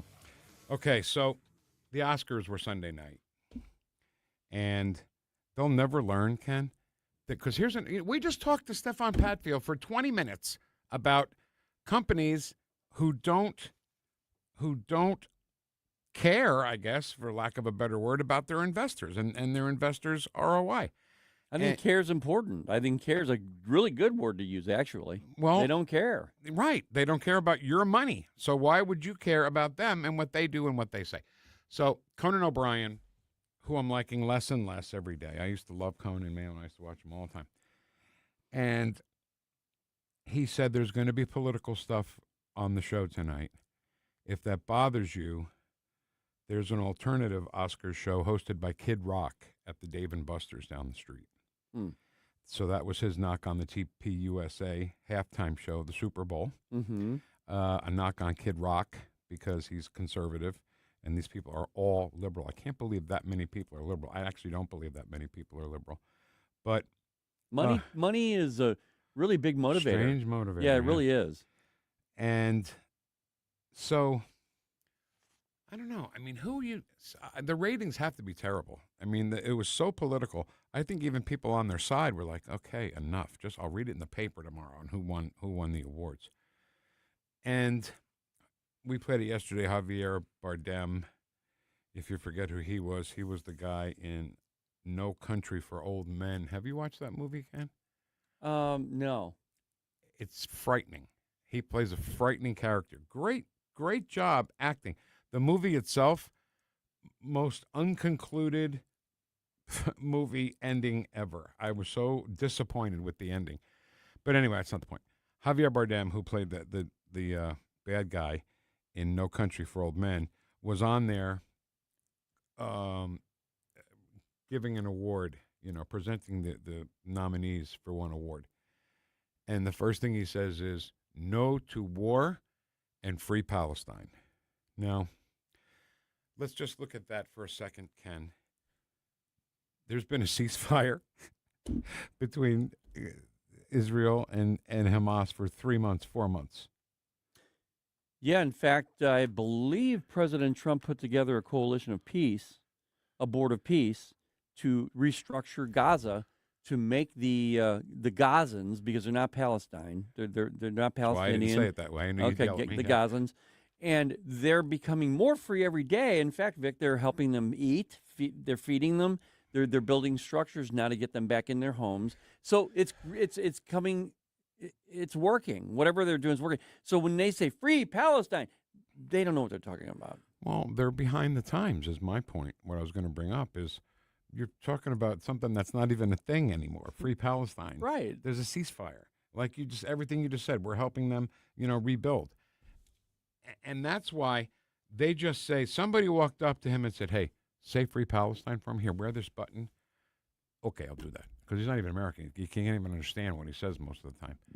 And he didn't even realize how outdated he made himself. There it is right there. Yeah. He made himself be outdated, obsolete, because he was talking about, if he said something about Iran, I would have hated it, but it would have been more topical. See what I'm saying? Yeah, totally agree. Free Iran or whatever. And guess what? That wouldn't even have been accurate because we want to free Iran too. We want the people of Iran to have their country back. We do. From a terrorist dictator. You know, what I always wonder about these people, and this is everybody who speaks that way, saying, no war, what you're doing in Iran is wrong. Okay, but you'd be fine with nuclear war. You'd be fine with, because I promise you this, if the Islamic Republic of Iran had a nuclear weapon, the first thing they would do once that was lit would be sending it to Israel. And once that happens, it's over. Yep. That will spread worldwide. And if that's what you're looking for, then that's what you're going to get. And as far as, where was I? I knew I had it, and then I lost it again. Well, my point is simply this, Vic. Either they keep saying no war, but what's happening right now is the Middle East is being restructured in the name of peace. Right now, the only bully on the block in the Middle East is Iran. Yep. Now listen, Rachel Maddow, a year ago, said, why isn't President Trump, I doubt she called him President Trump. No, she said probably that Trump. guy. Right. Why isn't Trump doing something and attacking Iran? Why is he letting Iran run free? And then as soon as he did, why is President Trump attacking Iran? So it's like they I got to tell you, the research for this show, which is done by Ken, not even me, is more research that they for 3 hours than they do for 1 hour. They have 1 hour to research a show for. Yeah. And they can't find enough information that would even have a producer of the Rachel Maddow show say, well, I don't know if you should say that because a year ago you were bitching that Trump wasn't doing anything in Iran, wasn't bombing Iran. And now you want to say, why is he bombing Iran? It's okay. We're the media. We'll do it. We'll do it the way we want. Don't you worry about it. It's a great point. If you had the money, I mean, we have you and I for this show. But if they had the money, if they're a national quote-unquote outlet, they should have a person that would be saying, okay, we need to fact-check your remarks. Not just fact-check everything, but we need to fact-check and make sure that you understand you said this at some point, so you need to probably stay in this lane. Clearly that's not happening. That to none of them. I mean, you can go down a list. Hakeem Jeffries, Chuck Schumer. We have video of Chuck Schumer advocating for this SAVE law. Act, basically. I'm sorry. All of it. Yeah. But the SAVE Act included, but you can go down the list. Yeah. The border safety, all that security. But this in particular, Iran, you've got Hillary Clinton saying about them. You've got all these people saying, yes, this is the thing to do. And you know that President Trump, he actually said that one of the presidents that he's talked to recently, one of the previous presidents, said, man, I wish I would have done that. So there's a true or not, you know what? It sounds like it would be true. There's a funny exchange between Peter Doocy and President Trump on that, because Peter Doocy was trying to guess which president he was talking about, and the president wouldn't let on. I don't want to say who. It's a big secret. Don't you worry about it. So anyway, the Oscars can suck it. Conan can suck it. Is that bad to say? Can you not say that? No, that's fine. I just when my wife said, I'm not watching the Oscars this year, that was a big time tell for me, for the people who are coming around, because she's always been about the Oscars. I used to be, I used to be involved in all that, and I loved it, man. We had it down at Planet Hollywood. We had a big night. We'd dress up, and I would broadcast from there for the cable show. But that went away. But my wife's always watched it, and I'd say, okay, I'm gonna go do something else while you're watching. Yeah. Now she's like, nah, I'm not watching it. Yeah, I have to report these things to you. You might not know that Conan said that about. Oh, absolutely, no, 100%, Vic. I sit through it. In fact, I appreciate it. I sit through it for you. You okay? do, and just like we talk about the Today Show, I don't want to watch that crap, right? But I do Got because it. So anyway, Javier Bardem. There were some other people, Jimmy Kimmel, and we what read. A disgusting human. And he's like a little baby. He really is like a little baby. He got his little time on the Oscars because it was on ABC, and his show was on ABC. Otherwise, he probably never would have made it there. And we read a post from X earlier today that said Jimmy Kimmel claimed President Trump is a dictator, like Kim Jong-un of North Korea, on stage at the Oscars. And if that were true, what he said, that would be the last time anyone ever saw Jimmy Kimmel. That's what they don't understand, Ken. These people that are rooting for socialism and we should be communists, they'll probably all end up dead. And that's not an exaggeration. That's the absolute truth. If you're going to accuse President Trump of being like Kim Jong-un, well, then he would probably be doing exactly what Kim Jong-un would have allowed. And he wouldn't let you say what you want to say. Right. Okay, Missouri's tax future, competitiveness reforms, and proposed policies. And that is happening Wednesday, March 25th. That's next Wednesday, 6:30 to 7:30 on the Lindenwood University campus. Great campus, great building, by the way. And it's all going on for free. But you do have to register in an RSVP fashion to hammondinstitute.org or newstalkstl.com. From 101.9 and 94.1 News Talk STL. Go Paris. Yeah. Like and subscribe to us on Rumble. News Talk STL. Vic and Ken. These people are crazy. The Vic Porcelli Show on 101.9 and 94.1 News Talk STL. St. Louis's place to talk. Freedom of speech is one of the anchors of our society. News Talk STL. Hey, it's Mike Ferguson. Mario's Donut Restaurant, that's your place to go for breakfast, lunch, and dinner. From mouth-watering sandwiches, omelets, delicious gyros, and Mexican dishes, to their revamped menu with cannolis, tiramisu, baklava, and danishes. And don't forget those famous donuts. Dine in or carry out, Mario's friendly staff is ready to serve you with love and care. Mention News Talk STL when you visit, or just visit mariosdonutrestaurant.com. News Talk STL is proud to have Doug Voss of Safe Money Radio as part of our lineup each week. Doug has been a staple on the St. Louis radio airways for many years as one of the leading financial experts in the area. You can now hear Doug and Safe Money Radio every weekend on News Talk STL. But in case you miss anything, you can check it all out at DougVossSafeMoneyRadio.com. What else do our listeners need to know, Doug? Simply put, I focus on helping pre-retirees and retirees build, preserve, and protect retirement assets, and I've been helping my clients solve their insurance and financial needs for the past 33 years. I also strive to educate my clients on how to prepare for retirement, minimize the impact of market volatility on their assets, and deal with the challenges of increased longevity. Call me today at 844-676-SAFE. That's 844-676-7233. Doug Voss is a registered representative. Securities offered through DHL Securities, LLLP. Member FINRA and SIPC. Fox News Commentary with Jesse Waters, next. My name is Whitney Allen, and I'm a widow. My husband, Ryan, died. We never thought we'd ever have to use life insurance, but the unexpected happened. With Ethos, signing up was fast and 100% online. You can get a quote in seconds, apply in minutes, and get same-day coverage. No medical exams, and you can get up to $3 million worth of coverage. I'm grateful we were prepared. Get your free quote at ethos.com/term. That's ethos.com/term. Paid spokesperson. Time spent on application may vary. Online health questions required.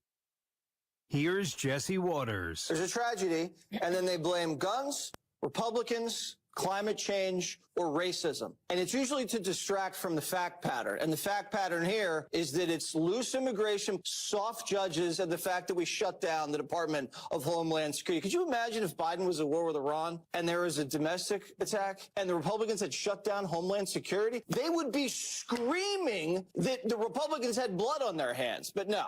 Radical Muslims have been attacking Jews for a long time, and Christians. This didn't start because of Trump. Obama. I mean, we had Muslims attacking people willy-nilly for those 8 years. Fort Hood, Chattanooga, Boston bombing. No one blamed Barack Obama for inspiring the terrorism. For more commentary like this, go to foxnewspodcast.com. Colombo and Company.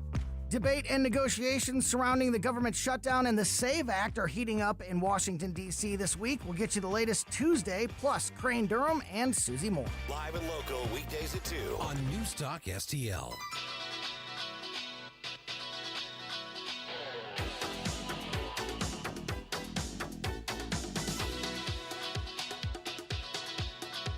Talk lines are open now at 314-912-1019.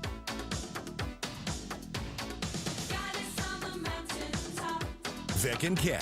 Oh, what's wrong with you? It's either this show or indigestion. I hope it's indigestion. Why? It'll get better in a little while. The Vic Porcelli Show on 101.9 and 94.1 Newstalk STL. The baby, she's got it. Isn't it great? Bananarama. I haven't heard that in a while. You know what? I really like Bananarama. And then they played it. Then it's funny, this happens all the time now, and they took a bunch of heat for it. They played at the Ritz. I always talk about this place, the Ritz in New York City. Yeah. It wasn't the Garden. It was a club. It was a club. And they played at the club, and they lip-synced the performance. Yeah, it's not good. Yeah. And back then, you know, that was the whole Milli Vanilli controversy. Oh, yeah, yeah. You know, when it wasn't even them. They were lip-syncing to somebody else. Well, let me divulge something about lip-syncing, because remember New Kids on the Block? This was back in the day when they were on top. Yeah. Okay? So my sound man at the time, he was one who ran sound for them when they came to St. Louis. Oh. And he was told something happened with this is what they did back then. They had a master, like tape, that they would start, and the band would roll with it. So they'd be doing all this dancing and everything, singing right on cue. No. They were lip-syncing to a tape, to a big reel-to-reel that they would run, and you couldn't see it. So they said, we lost it. We cannot do the concert unless you can find a cassette of the actual, you buy a cassette from the band. They played the concert on a cassette. So. And did it at the big venue. One of the options wasn't just sing? Probably not, man, because they would have sucked, probably. Because you think about it. They were like right on, right? The musically perfect, but they were doing all that dancing and stuff. Yeah. You can't do that, man. You'd be winded. You can't be. You can't do that. There's no way. Okay, stop yelling at me. I won't lip sync. I'll sing from now on. All right. Don't make me sing. Just a warning. Don't make me sing. All right, so let's talk about the state of California, where we would have done this if Drew were here or not.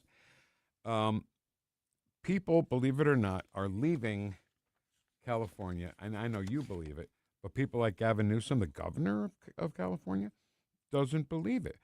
Can we hop into the Wayback Machine and set the dials to 2018? Can you do that? Yeah. All right. 2018? To June of 2018. Okay. All right, here we go. Destination, June 2018. So it's Gavin Newsom talking about the next governor, he wasn't governor yet at the time, doesn't do something to improve the housing affordability and homelessness. Oh, my God, what a hypocrite. Go. Affordability is number one. Issue of housing costs everywhere I go. That's the universal issue. Number two, people are just fed up with the homeless crisis in the state. No other state in the country has many people out in the streets and sidewalks as the state of California. I think if the next governor doesn't address the issue of affordability on housing, that governor will have failed. If we don't address the homeless issue in a meaningful way, we'll have failed also on a moral framework because it's a tragedy to see so many people self-medicating in drug or alcohol addictions, bipolar disorder, schizophrenia, paranoia out on the streets and sidewalks. So those two issues for me have been most resonant on this campaign trail. So this is what this guy said in order to become governor of California, right, Vic? Yeah. So I looked up between 2018 and now about how much money was spent on homelessness. $37 billion between him talking right there and today. $37 billion, Vic. And it's worse now than it was then. 35,000 more people are homeless today than were when he was talking about that, saying that. So what I'm saying is he called himself out. He's saying, I'm a failure. Yep. So do you remember who was governor of California in 2018? Who? Jerry Brown. Yeah, he was a lunatic, too. Remember, he was having fun with Linda Ronstadt. Right. His first time around Right. years ago. And then he dumped her. I don't want you anymore. Okay, let's get back to the present, and then we'll see what Gavin Newsom says now. Let's go back to this. We want people off the street. Right? Okay. Hold on. Yep. Just set the go on. There we are. That was a nice smooth ride, Ken. Thanks. No, it's not bad, actually. Was the Wayback Machine in the shop? Is that why you had that fixed up? Upgraded. Great. Did it fix the windshield? Yeah. I know there was a crack. That was a problem. There was a crack in it. That was a problem. I was worried about it. Did they do it for free? Did they clean the crack in the windshield of the Wayback Machine for free? Negotiation, yeah, they did, actually. Stay on those guys. I am. Okay. Now, here's Gavin Newsom in the present. The most progressive tax rates in America, Texas, the most regressive. Texas taxes poor folks more than we tax our riches. The question for you is, who's the higher tax state? California or Texas? Who are you for? Are you just for the 1% or are you for the 99%? And so our whole approach, that's one progressive tax. Florida is the other regressive tax state. Your middle class pay more taxes in Texas than our middle class in California. It's a great mythology. It's just the richest of the rich come here because they can avoid paying a damn penny. So what this guy has the gall of doing, Vic, he has the gall to call out Texas and Florida and say, see, they have taxes that are much worse than California. Now, Ken, I'm going to ask you a stupid question. That's not true, right? It's so untrue. Okay, so I'll make sure. He's just purely lying. So I find it also hysterical that he says, are you for the 1% or for the 99%? And when they all cheered, they cheered that they weren't for the 1%. They all cheered that they weren't for him because he is one of the 1%. Yeah. Who goes to the French Laundry for dinner with no masks when everybody else was home, losing their job, with the snot all inside the mask. What he's trying to do is he's trying to make himself one of the people. If you remember recently, the racist said, I'm like you. I have a 960 SAT. Right. I can't read. Stupid. I'm like you, black people, because he was talking in front with a black host, right, in front of a black crowd. So. Right. So he's trying to say that. Okay, so let's just be real about this, okay? He's saying that Californian taxpayers are paying less in taxes than people in Texas or Florida. That's what he's trying to say, right? Yeah. So, of course, that makes total sense. That's why all the businesses are leaving California for other states like Texas, Florida, Tennessee. So, I mean, did anybody say that to him wherever he was talking right now? The latest billionaire to leave Texas or California was the owner of Uber. He just did it. Is that Travis Kalanick? I believe so. And what happens there, Vic, is these businesses, they're estimating $1 trillion has left so far out of California. Not just the people, not just the CEO, their world headquarters. They're everything about the company, including the employees, their families, everything about those people that bring income into the state are leaving. They're going to Florida. They're going to Texas. No, Uber's went to Texas. I'm not going to ask you what you think about that. I want to know, what does Gavin Newsom think about that? That people, businesses, world headquarters, all leaving California and go into states he's bashing in this little speech of his. They're losing a congressional seat. I don't know what he would have to. He could only say one thing about it if he was being honest. But you're looking at a guy that we just went to 2018 and he lied through his teeth. He said that the governor that allows that to happen is a failure. If the governor, he said, if the next governor doesn't address and take care of homelessness, he's a failure. And he not only spent $37 billion between 2018 and today, but he gained 35,000 new homeless people. Yeah. So he's a liar, in other words, is what I'm saying. There's no doubt he's a liar. So his state is, I mean, it used to be so beautiful. California, you know, Jesse and I went on our honeymoon to California, and we rented this. Okay, so my wife she was just a travel agent at the time, wasn't a nurse yet at all. And every person who she dealt with in travel, every company, paid for something for our honeymoon. It was like, because they love her. She's great. Because she doesn't take care of those sometimes, but her main business is now, I want to go to Boca. Not those people. Business travelers. Yeah. Who have to go tomorrow, you know. And I think United gave us free plane tickets. Another company paid for our hotel. Awesome. You know. And the rental company gave us for free, Ken, a blue, I forget what kind of car it was because I'm not a car guy, but it was a convertible. That's all I care about. And we drove the Pacific Coast Highway in that convertible. I remember. Palm trees everywhere. Yeah. You know. And we started in L.A., and we went to the Price is Right. Didn't get to come on down, but whatever. But it was beautiful, though, right? What was beautiful? San Francisco. Did you go there? No. Oh, okay. We went from there south. Oh, I got you. Okay. But we went to the Price is Right. We also got to watch, we were like a test audience for a TV show, a comedy. I don't even remember. It didn't make it. So they give you this little thing that you push a button on with your thumb. And if you thought it was funny, you pushed the button. If you didn't, you didn't. And that's how they decide if TV shows are put on the air, I guess. Oh, that's interesting. So, yeah. No, I was just going to refer to something when you're done here because I about San Francisco, actually. I got a long way before we get there. You go. Didn't get to come on down at all. The producer liked Jessica. It's not to like. And I thought he was going to pick her. I knew I was out because he asked me, what do you do? I'm in radio. Okay, how about you? What do you do? I'm like, wait. So he stops and he talks to my wife. And then the girl next to my wife, hi, what's your deal today? Well, it's my birthday, and I wanted to spend my birthday with Bob. First person to come on down was that lady. Sure. So I when I didn't know, I thought it might have been Jessica. I was coaching her on what to do if you go down to contestants row. I said, if you get to come on down, when you get to the mic, say, hi, Bob. How's your foot? How's your toe? Because he had just broke his toe because some Samoan woman jumped on his toe when he picked her up, when she picked him up. And if back in the Bob Barker days, if you came on down and you said, hi, Bob, he'd talk to you for a little bit. Oh, where are you from? What do you do? If you don't, he'll just show you the next prize up for bid on The Price is Right. So I told her that, and we didn't get to come on down. I'm so pissed. Anyway, so we the next day, and by the way, our hotel, I'll never remember the name of the hotel.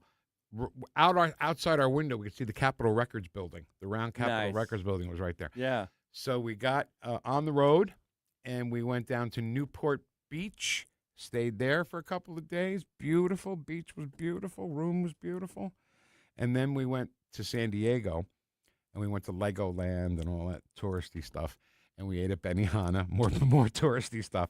And then we came home, and we was like, how was California? Oh, my God, it was beautiful. And now you go to California. How's California? Ugh. It's homeless people all over the streets, dog poop on the street, people poop on the street. Yeah. It's just terrible. So what were you going to say? No, it was about Chuck Jeffries. Remember Chuck? He went Chuck Jeffries. Yeah, he was the voice of God. I mean, this man's voice was amazing. So Chuck worked for the River, and he was our voice guy for a while and everything, and he was just amazing, right? He taught me how to produce. Oh. And then Chuck had to leave because he got a really sweet gig in San Francisco. And I always thought, I wanted Caddy and I to visit San Francisco. I just thought it would be amazing, right? Because Chuck would talk about it, and he was going to make a ton of money there. But in time, you start to realize, you see all these pictures of people on the streets and what they're doing on the streets, you don't want to be there anymore. I mean, that was a thing. That was like I aspired to go to San Francisco at one point in my life, and now you couldn't pay me to go to San Francisco. That's how much it's changed under Gavin Newsom. And not to be a downer, but Chuck has passed away. I know. I don't know what he had or anything, but what a voice, though, man. He made a promo for Porcelli's Deli with this girl who was drunk at one of the party at the plazas that we were at. And the girl goes, "Vince Porcelli." Yeah, I remember that. And then Chuck's voice says, "It's Vic." And she goes, "Vic Porcelli." Like she sounds like she was corrected. Yeah. It was so funny. So California sucks. I mean, I don't want to go there ever again. I really don't. Until a Ronald Reagan-esque type of Republican governor steps in and really, truly, or is it too late, Ken? Is it too late? Is it too late to fix? Is it too late to fix St. Louis? Forget California. I don't think so. I really don't. I mean, with St. Louis is a little different because there's a possibility that's a Republican, because there has been a Republican in California in leadership. 60, in St. 70, Louis, yeah. there's never been, Right. as far as I'm concerned, since '49. So no, true. Would it ever happen here in St. Louis? Well, it could, but I don't think it's going to ever happen with a Democrat in charge. I really don't think so, Vic. This 314 day, 314 day violence that happened that day. Yeah. I don't know the kid's name. He's got glasses. He's a young kid. He's the spokesperson for the St. Louis Police Department. And he said, talked all about the event and what happened. And the only thing I heard in my head was, we need money for more police officers. That was all I heard. Because that's all he had to say. I heard somebody say, though, and it made so much sense to me, and Caddy looked at me, and we both agreed without even saying a word. He said, "We're not here to take care of your children." When they were doing those donuts and everything and somebody got shot. Yeah. Yeah, he said, parents need to take care of the kids. I mean, the image of David Dorn dying, there's video of him dying on the sidewalk, is completely and forever etched in my brain. And they wouldn't talk about it on the Today Show. I tweeted at them every single day, "What about David Dorn?"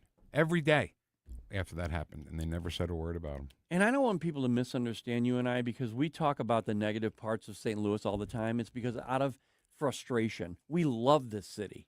I personally love St. Louis. I grew up here. I wish it was the golden age of St. Louis. I really do, but I just am so angry and frustrated that it's not going to happen. I lived downtown. When I was here by myself, I was living at Gentry's Landing. Yeah. Went to 30 home games that year, by the way, and I loved it. And now I wouldn't even drive past Gentry's Landing. Just 15 years ago, my wife and both daughters would take the shuttle down to the city and enjoy the day and then come home. And you won't let them do it now? No. No, I don't blame you. City is just not safe. Make it safe. This spring into savings with Johnson Heating and Cooling. Rebates up to $600 off a complete HVAC system. And here's the deal. Purchase a complete system and get a free humidifier. Plus, financing available up to 0% for 60 months. Don't miss out. These offers expire June 30th. Visit johnson-heatingandcooling.com. That's johnson-heatingandcooling.com. Johnson Heating and Cooling. Your comfort, our priority. Yo, this is Vic. Vic for Vets is proudly honoring our veterans. Every Wednesday at 11:05, you'll hear about that day's honoree and their incredible service to our country. Hi, it's Ken. You want to nominate a veteran? Send their name, service information, and story to me, Ken, at NewstalkSTL.com. Brought to you by Heroes Care, Alamo Military Collectibles, Gemini Wealth Group, Michael's Funeral Home, and Freddie's Market. Together, let's celebrate the heroes in our community. Vic for Vets, where honor meets gratitude.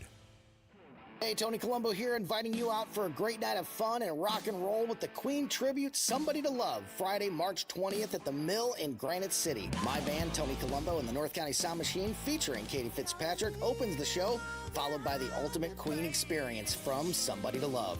That's Friday, March 20th at the Mill, Granite City's premier concert and event venue, brought to you by Weber Chevrolet. Support local music and join us for a great party. Tickets and info now at themill.events.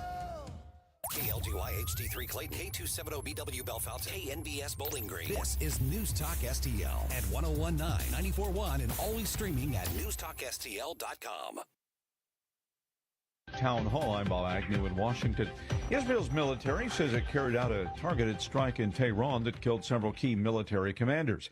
That includes the head of Iran's Basij forces and played a central role in the recent crackdown on demonstrators. Israel calls his killing a significant blow to Iran's security command structure. Israel's Foreign Minister Gideon Sa'ar is pushing back on a statement by several Western leaders who called for talks and a de-escalation in Lebanon. He said via the BBC, Iran proxy Hezbollah has been launching a steady stream of attacks against Israeli civilians. Under Iranian direction, Hezbollah joined the war against Israel. So far, it has launched around 2,000 missiles and drones at Israel. He notes that in solidarity with Iran, Hezbollah has been upping the amount of its missile attacks. President Trump says he did not anticipate Iran targeting its Mideast neighbors. They weren't supposed to go after all these other countries in the Middle East. Those missiles were set to go after them. So they hit Qatar, Saudi Arabia, UAE, Bahrain, Kuwait. The president admits it's something he didn't see coming. The radical Muslim group Boko Haram suspected in a massive bombing of civilians in northern Nigeria. Police in Nigeria say suspected suicide bombers have killed over 20 people and injured more than 100 in Maiduguri. The attack on Monday night is one of the northeastern city's deadliest in years. Residents and emergency workers reported 3 blasts in crowded areas, including a major market and the entrance to a hospital. No group so far has claimed responsibility for the attacks, but suspicion has quickly fallen on the Boko Haram jihadi group, which in 2009 launched an insurgency in northeastern Nigeria to enforce their radical interpretation of Sharia. I'm Charles de Ledesma. More at townhall.com. Health insurance rates are surging in America, leaving millions without affordable options. If you're sick of having paychecks eaten up by healthcare costs or dealing with mega corporations, then listen to this. Christians don't need to waste money on a broken system. That's why I want to tell you about Christian Healthcare Ministries. It's an alternative to traditional health insurance at half the cost. With CHM, fellow believers contribute monthly to help pay each other's medical bills.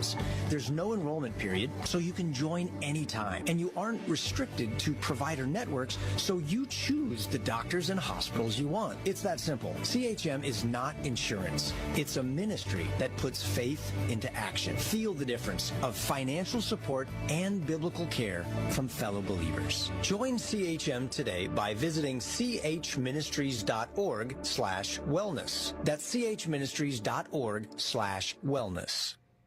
This hour of News Talk STL is brought to you by Stifel, serving investors for over 130 years. Contact your Stifel financial advisor at stifel.com. That's STIFEL.com. Hunters, we are about 2 months away from turkey season. Are you ready? Hey, it's Mike Ferguson here, and if you stop by and visit my friends at Whistle Pig Outdoors, you will be. Whistle Pig is stocked with decoys from Avian X and DSD, clothing from Banded and First Light, calls from Rolling Thunder and Woodhaven, plus Whistle Pig has those hard-to-find tungsten shells from Apex and Migra. Whistle Pig Outdoors in Troy, Missouri. Just go to whistlepigoutdoors.com. The Herzog Tomorrow Foundation provides private school tuition scholarships through Missouri's new Most Scholars program to cover the cost of accessible, high-quality schooling. Hi, this is Mayela Esser with the Herzog Tomorrow Foundation. Our private school tuition scholarships wouldn't be possible without the support of generous Missouri taxpayers. If you're a Missouri taxpayer interested in redirecting your tax dollars and sending them to Missouri students in need of a better education, please contact me at herzogmostscholars.org. Better education for students creates a better tomorrow for all. Learn how you can help provide a better education for Missouri students at herzogmostscholars.org. That's herzogmostscholars.org. Also, sign up for The Lion, an initiative of the Herzog Foundation that carries articles covering a wide range of issues facing American families and culture. herzogfoundation.com. That's herzogfoundation.com. If you love your pet, which I know you do, then they deserve the excellent treatment and care they'll receive at Pacific Animal Hospital in Pacific, Missouri, a full-service veterinarian facility. Originally built and grown by my dad, Dr. Bill Jones, a new generation of wonderful veterinarians and staff at Pacific continue to provide outstanding medical, surgical, dental, boarding, and grooming services for your favorite furry friends. Our family entrusts the care of our pets only to the experienced docs and staff at Pacific Animal Hospital. You should too. Call them today, 636-257-2100, 24/7 at PacificVets.com, PacificVets.com.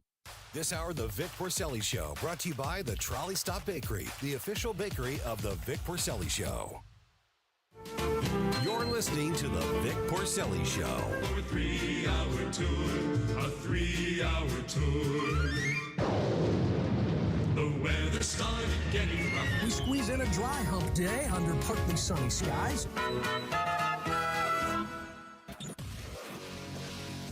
From New Jersey to Baldwin, Missouri, two behind the microphone, taking the whoosh to the radical left and the putrid swamp. You're listening to the Vic Porcelli Show. Here he is, Vic Porcelli. Every Friday at 9:25, we talk to Commander Connors, Larry Connors, the legend in St. Louis, and today we get him twice in a week. That's right. Because Larry's joining us now because he's going to be in for Jamie Allman. Yeah, I'm honored to do that. First of all, good morning to both of you. Good morning to you, sir. God bless. Jamie has an excellent program, as you know, during the noon hour. 3 martini lunch, he calls it. Right. We're not going to have the 3 martini lunch today. Oh. But you bring a shot glass, we may be able to, and bring your own bottle. We'll be ready for something else. Now, and Jamie throws a wide net, of course, focusing on a lot of different things, including a lot of local content. My program throws a wider net, focusing on things all across the world that are still of interest to the St. Louisans. Biggest thing right now, Trump is not getting support from allies. They're not stepping up to say they will help support closing down the Strait of Hormuz, or at least protecting ships going through. These are our allies. And their own ships. In their own ships. So, you know, there are a lot of options still in play. What is happening now, a lot of folks are now saying, that's why he wants all the Marines there. He's going to invade Iran. That is a lie, but we're going to have to go through the motions to show what's in plan. I've got Fred Fleitz, an Iranian expert, 30-plus years in CIA and national intel as to what's going on in Iran. And, in fact, Al Jazeera, the voice of the Iranian right-left crazies, is praising Trump, saying he's doing a devastating job. I'd say the U.S. is winning. But, of course, the left is not going to buy that. But then you've got I'm sorry, Vic. No, go ahead. You've got a coalition in the Middle East, though. Yeah, we have a coalition, but for some reason they don't want to get involved in battling to make sure we protect the Strait of Hormuz. It affects them more than it affects us. Yeah. But that's what they want to do. It's not just the Mideast countries, NATO countries. Of course it is. And that's the other issue. What do they expect from us if something happens to them? You know, that's the point. We join NATO and say we will support you if you are attacked. That is exactly why Russia went and took over Ukraine, or has been trying to. They did not want Ukraine to become a NATO nation. Now we have this situation, and we're not directly under attack. They're not directly under attack, and they're just kind of, we don't want to dip our toe into the water too deep. We're on the sidelines, but what are they going to do beyond that? I think we were attacked. I think those 2 ISIS kids in New York City and the shooting at the synagogue and everything else We definitely have been. was an attack because it came from them. So why aren't the Article 5 protections kicking in? Well, I've been pointing that out. I mean, we have to worry about an invasion inside our country. It is. Geographically, we are safer than Israel. We're not surrounded by a ring of fire. We have the oceans giving us some protection. But we have invaders, thank you, Joe Biden, that are inside our country. And it doesn't take much to get a drone from Amazon, weaponize it. So we're going to get into that, and also how we're going to get around this. And John LaBoutiere is going to join us. Oh, yeah, now hang on. John LaBoutiere, the never-Trumper, and I want to get his take on this, plus Mondami and all the crazy left stuff that continues to destroy our nation. And not to mention the fact that all these intruders are at the feet of Joe Biden's administration. Exactly. But we don't know about those 4 drones that were stolen from Fort Campbell. Remember those? They haven't located those yet. They haven't. And today the head of the international, I should correct, the U.S. counterterrorism unit has resigned. He said, I don't think we are in this war properly. That is a slap in the face to the president. And again, it's undermining him. And the left is enjoying it because they think he's trying to get us into an extended, prolonged war. He is not. But if we don't fight them now, we will have to fight them down the road again. And these other nations are going to be more subjected to it. And to that extent, even many of the Middle East nations that have been hit already by rockets and drones, they don't want to take part in protecting ships going through the Strait of Hormuz. Yeah. All right, Larry. You can tell I'm fired up. Well, I love it. I love you fired up. And we come out of the gate like a bull charging every time. Nothing wrong with that.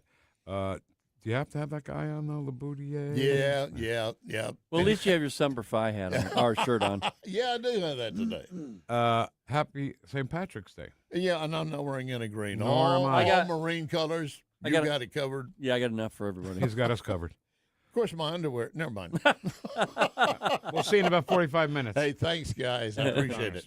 Thanks, Mr. Connors. 6 to 8 o'clock. Great commentary here on the station 3 times every day, including at 12:05 and 3:30.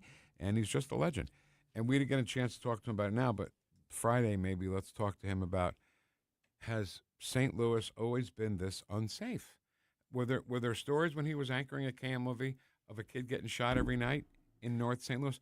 That's a good point, yeah. It happens every night, Ken. Every night, yeah.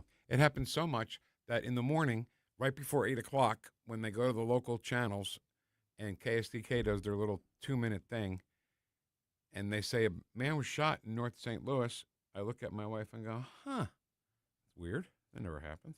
Well, not only that, but it's happening so often. Vic, I was a little confused in the stories you were talking about earlier because I was referring to the Bevo Mill story where they were doing donuts, and once the police came, they started shooting or something happened like that. Someone got killed.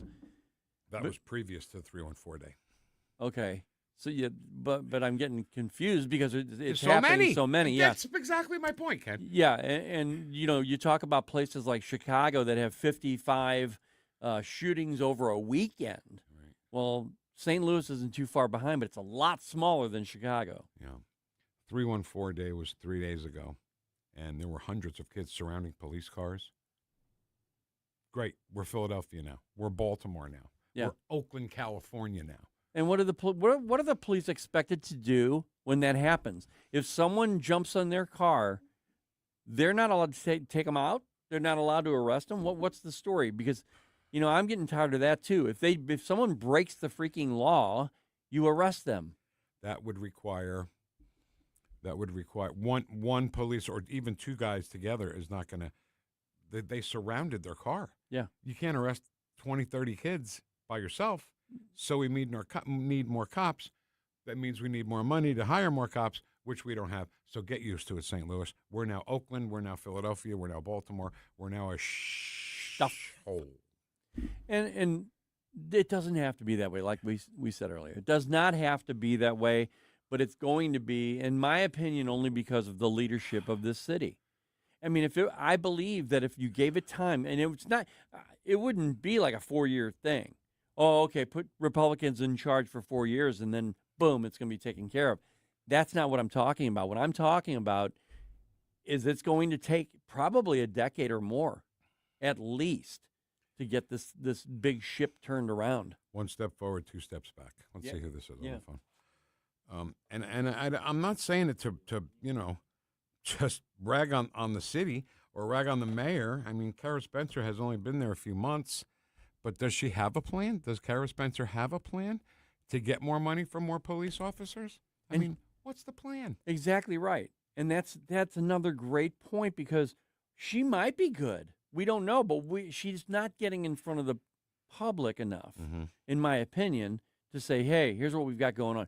Being on the offensive of stopping crime. God bless her if she gets on the offensive. That'd be great. All right, who's on the phone? Dave. Dave, how are you? Oh, I'm way past pissed off.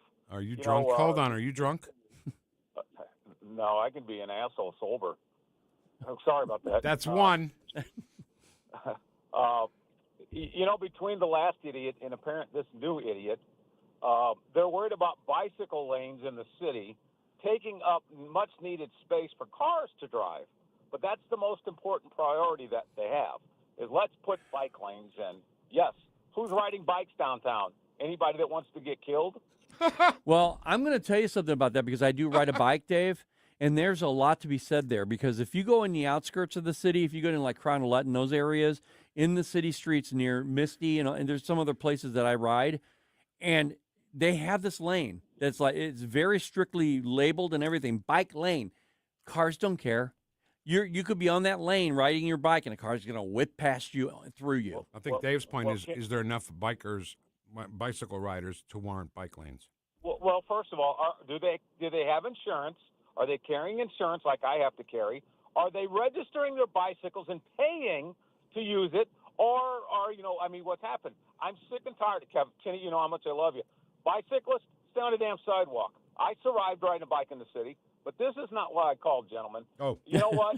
All I can say is if I'm a police officer and I'm surrounded by 20 people, okay, you have one of two options. You're in fear for your life. The vehicle is a weapon. You probably have 50-plus rounds on you. Find the snake, cut the head off the snake, and the other ones will run away. Well, those are all good points, Dave. And then there's going to be 6 months of litigation and all the other stuff. Well, there's also the possibility of going to jail.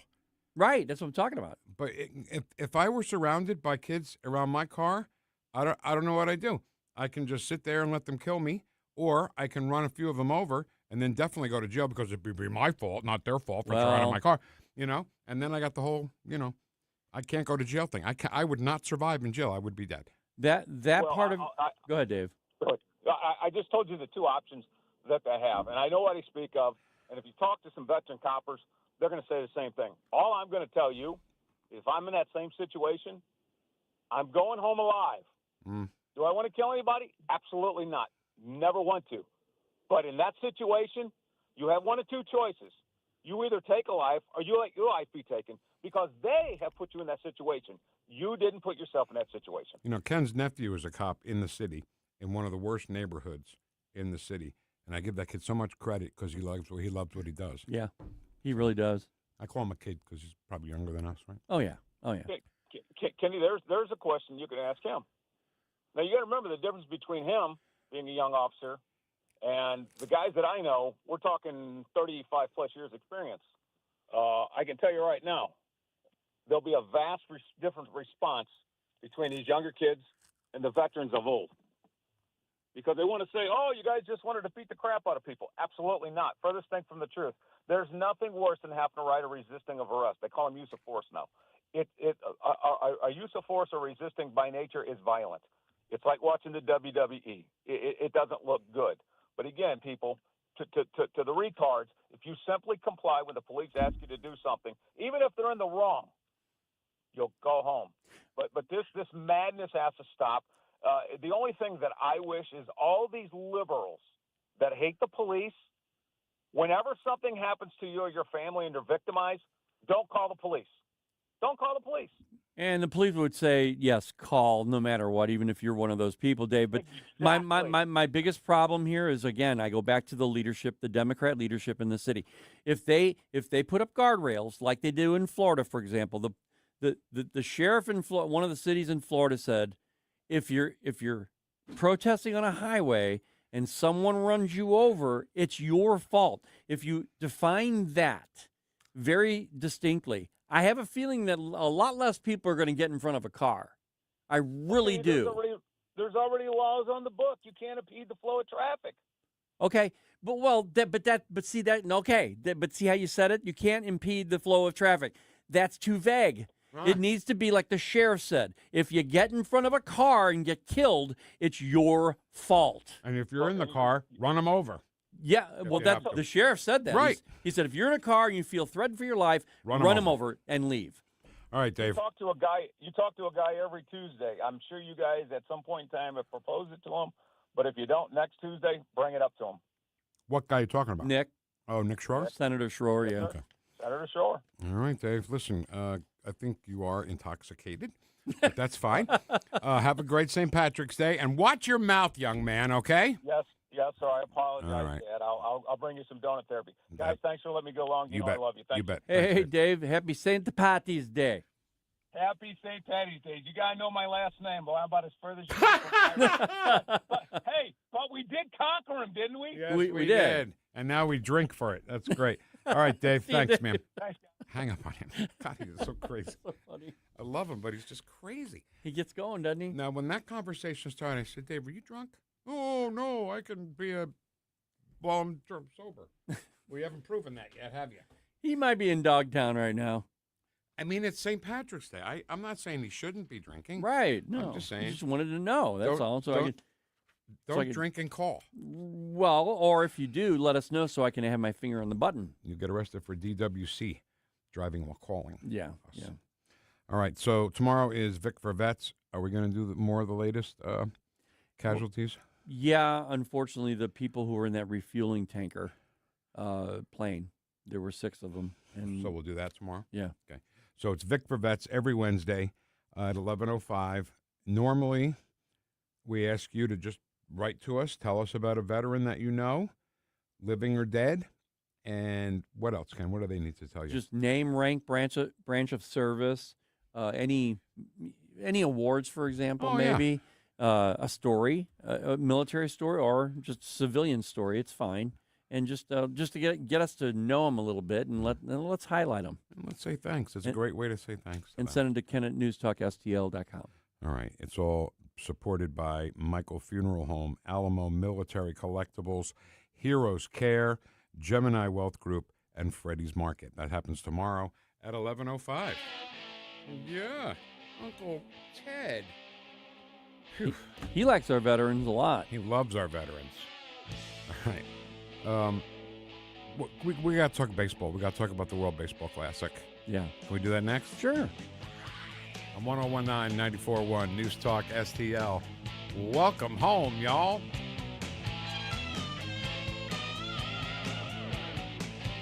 Like and subscribe to us on Rumble. News Talk STL.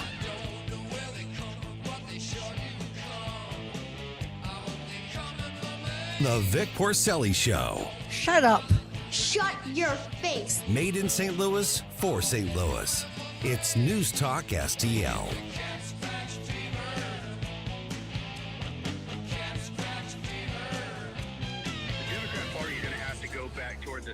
News, analysis, and opinion. I've never called a talk show before, but this just irked me. 101.9 and 94.1 News Talk STL.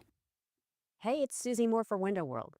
Did you know that in just over the last 20 years, Window World of St. Louis has improved the look and thermal efficiency for over 80,000 customers in St. Louis? Plus, Window World windows come with a lifetime warranty that covers all parts, glass breakage, and labor. And now, Window World is offering 36 months, same as cash financing with approved credit. Call them today at 800-GET-WINDOWS for a free in-home, no-pressure estimate. That's Window World at 800-GET-WINDOWS. They're the preferred window of the St. Louis Blues.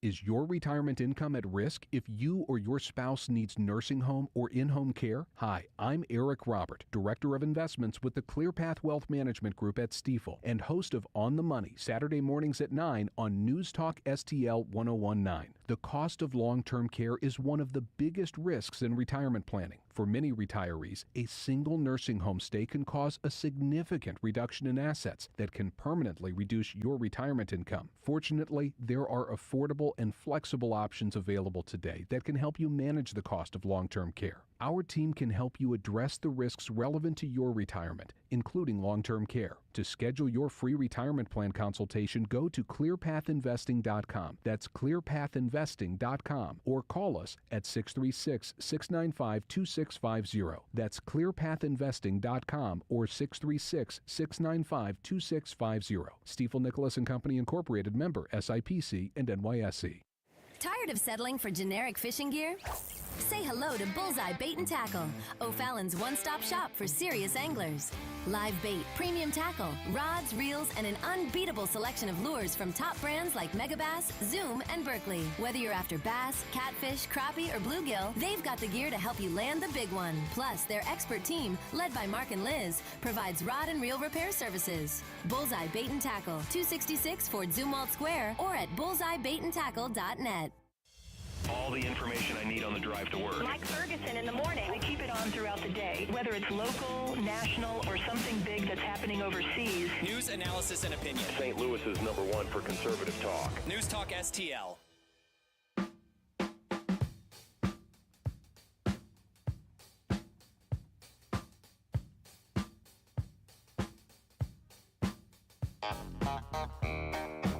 Talk lines are open now at 314-912-1019. The Vic Porcelli Show. In my life, I had a guardian angel by my side. I called her Mamaw. She loved the Lord, ladies and gentlemen. She was a woman of very deep Christian faith. But she also loved the F word. On News Talk STL. All right, tonight is the final game of the World Baseball Classic. It'll be, ironically, United States and Venezuela. I just find that so poetic. Yeah. Something, you know. So this World Baseball Classic, I'm all for it. I'm all for international baseball, absolutely. But why couldn't they be, as crazy as this sounds, unique and go back and play it the way we used to play baseball, not the way we play it now? Yeah. Because now reminds me of when my son was 8 years old and they put the ball on the tee and then you hit it and then all 9 kids try to get the ball, you know. And they adopted all the pitch count and all that crap for this, I think. Yeah. I wanted to go back to old school. That was true baseball for me. Baseball didn't need to be changed, you know. Ken Burns didn't do a documentary film about football or basketball or hockey. He did it about baseball. Now, why is that? Because baseball is the most unique sport ever created, ever.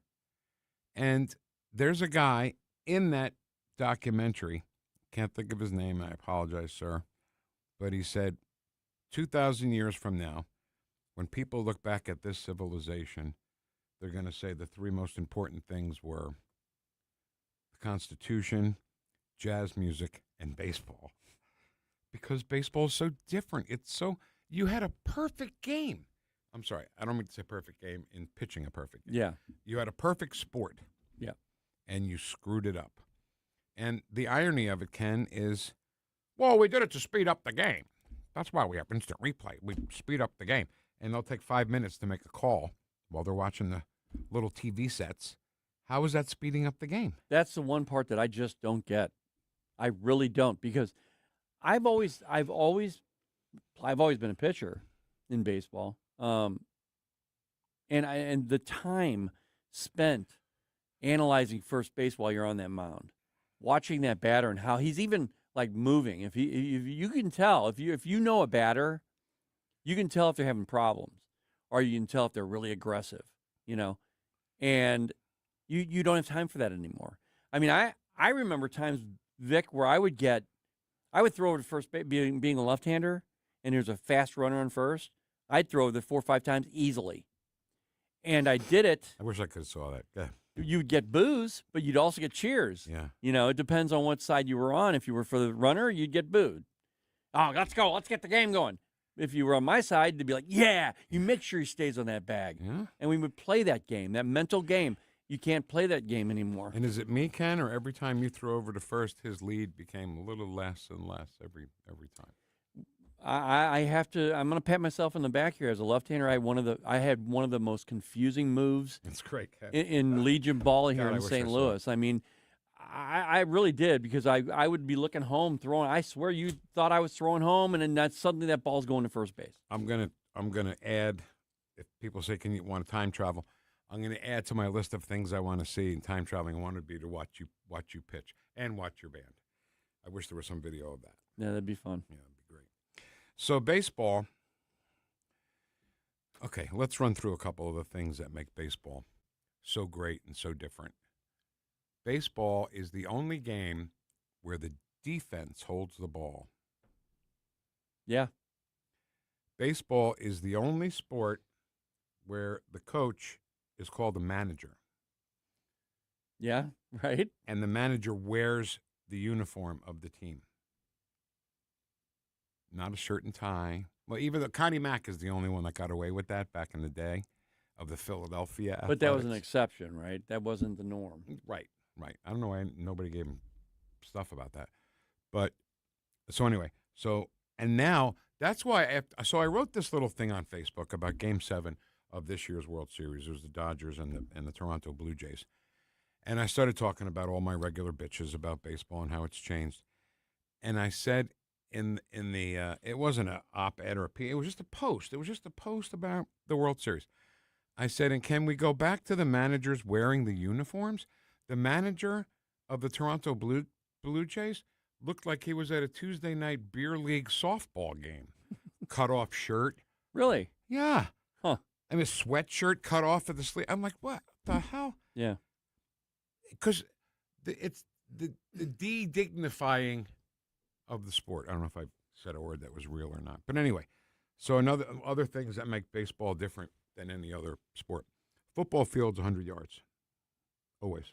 Yeah. Basketball court? 94 feet. Okay. Always. All right. Hockey, don't know the dimensions. Soccer. They're all the same.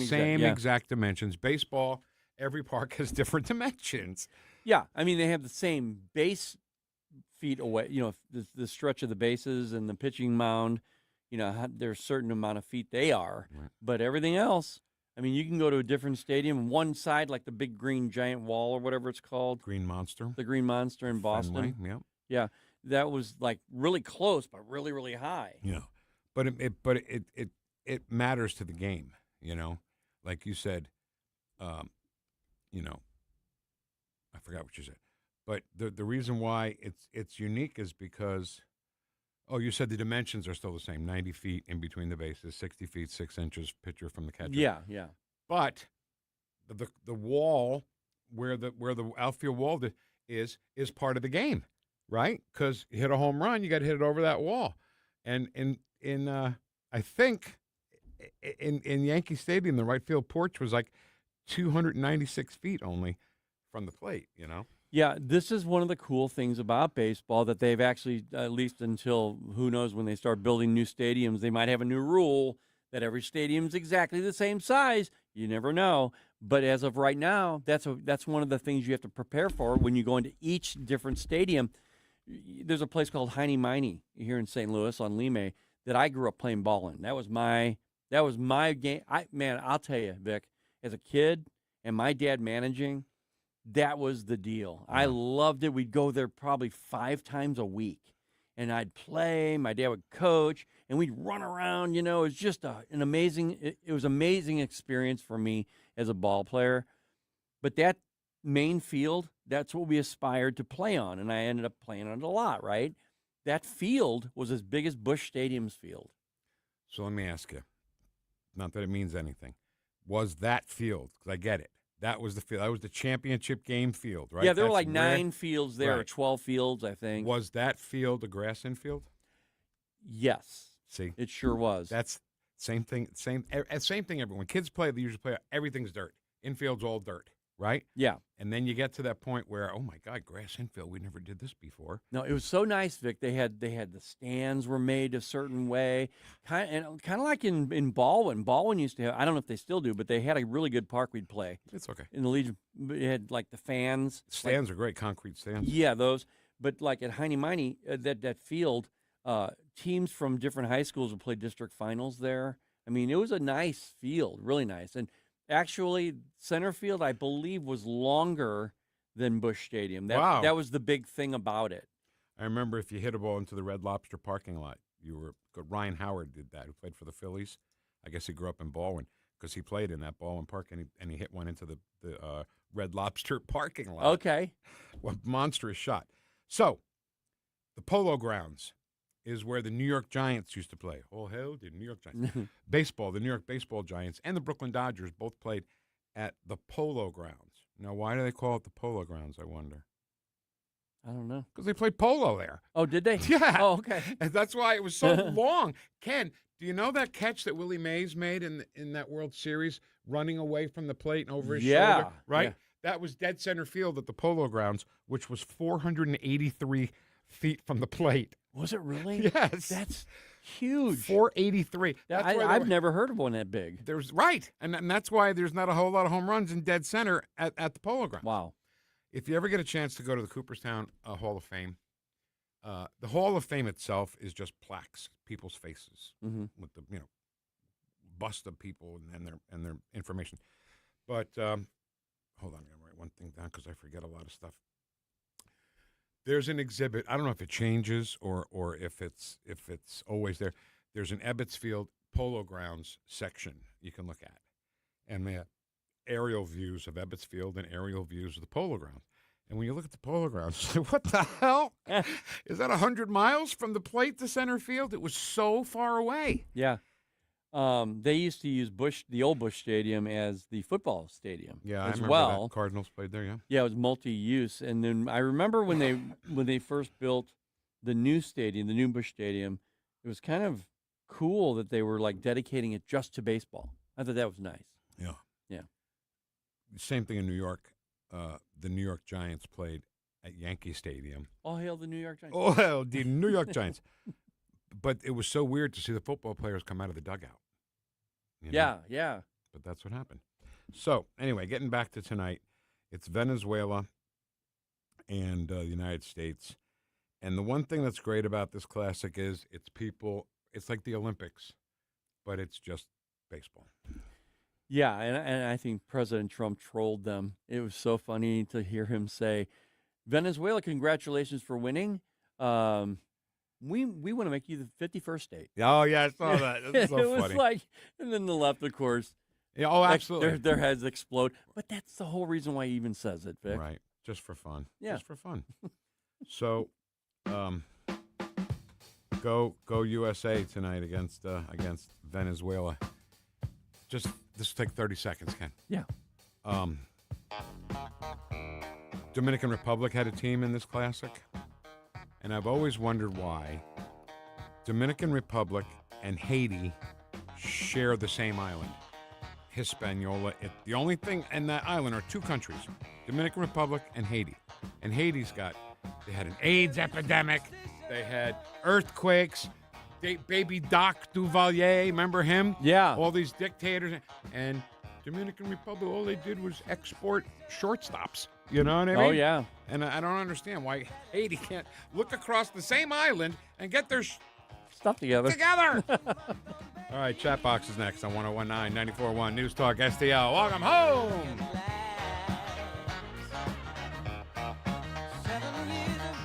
Stream the Vic Porcelli Show at NewstalkSTL. The Vic Porcelli Show. We've united Asia. On NewstalkSTL. Whoosh.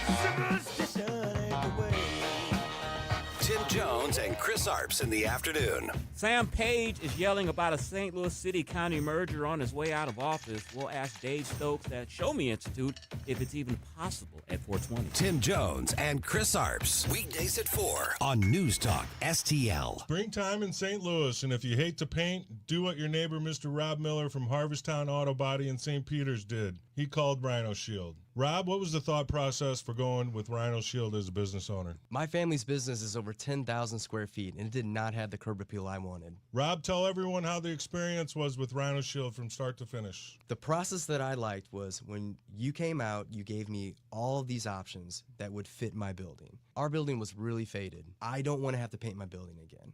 25 years is a long time to not have to worry about the outside maintenance of your building as far as paint. That's a no-brainer. That's why Rhino Shield worked for me. Are your neighbors jealous? I would be if I was them. Thanks, Rob. Now it's time to call 877-25-RHINO. 877-25-RHINO or 877-25rhino.com. Genius. Don't paint, don't Rhino, go Rhino. Rhino Shield. Never paint your house again. Rhino Shield. I've got Dr. Michael Lewis here, West Point graduate, physician, and retired Army colonel.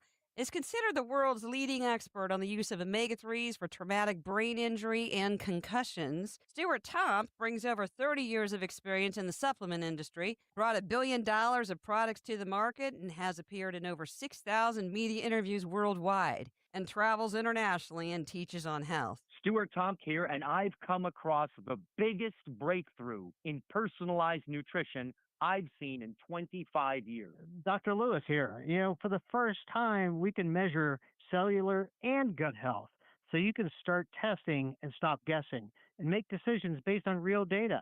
I'm working with world-class scientists and physicians, and what they're doing is changing everything. You can message me at elizabeth@statmedicalllc.com. That is Elizabeth at statmedicalllc.com.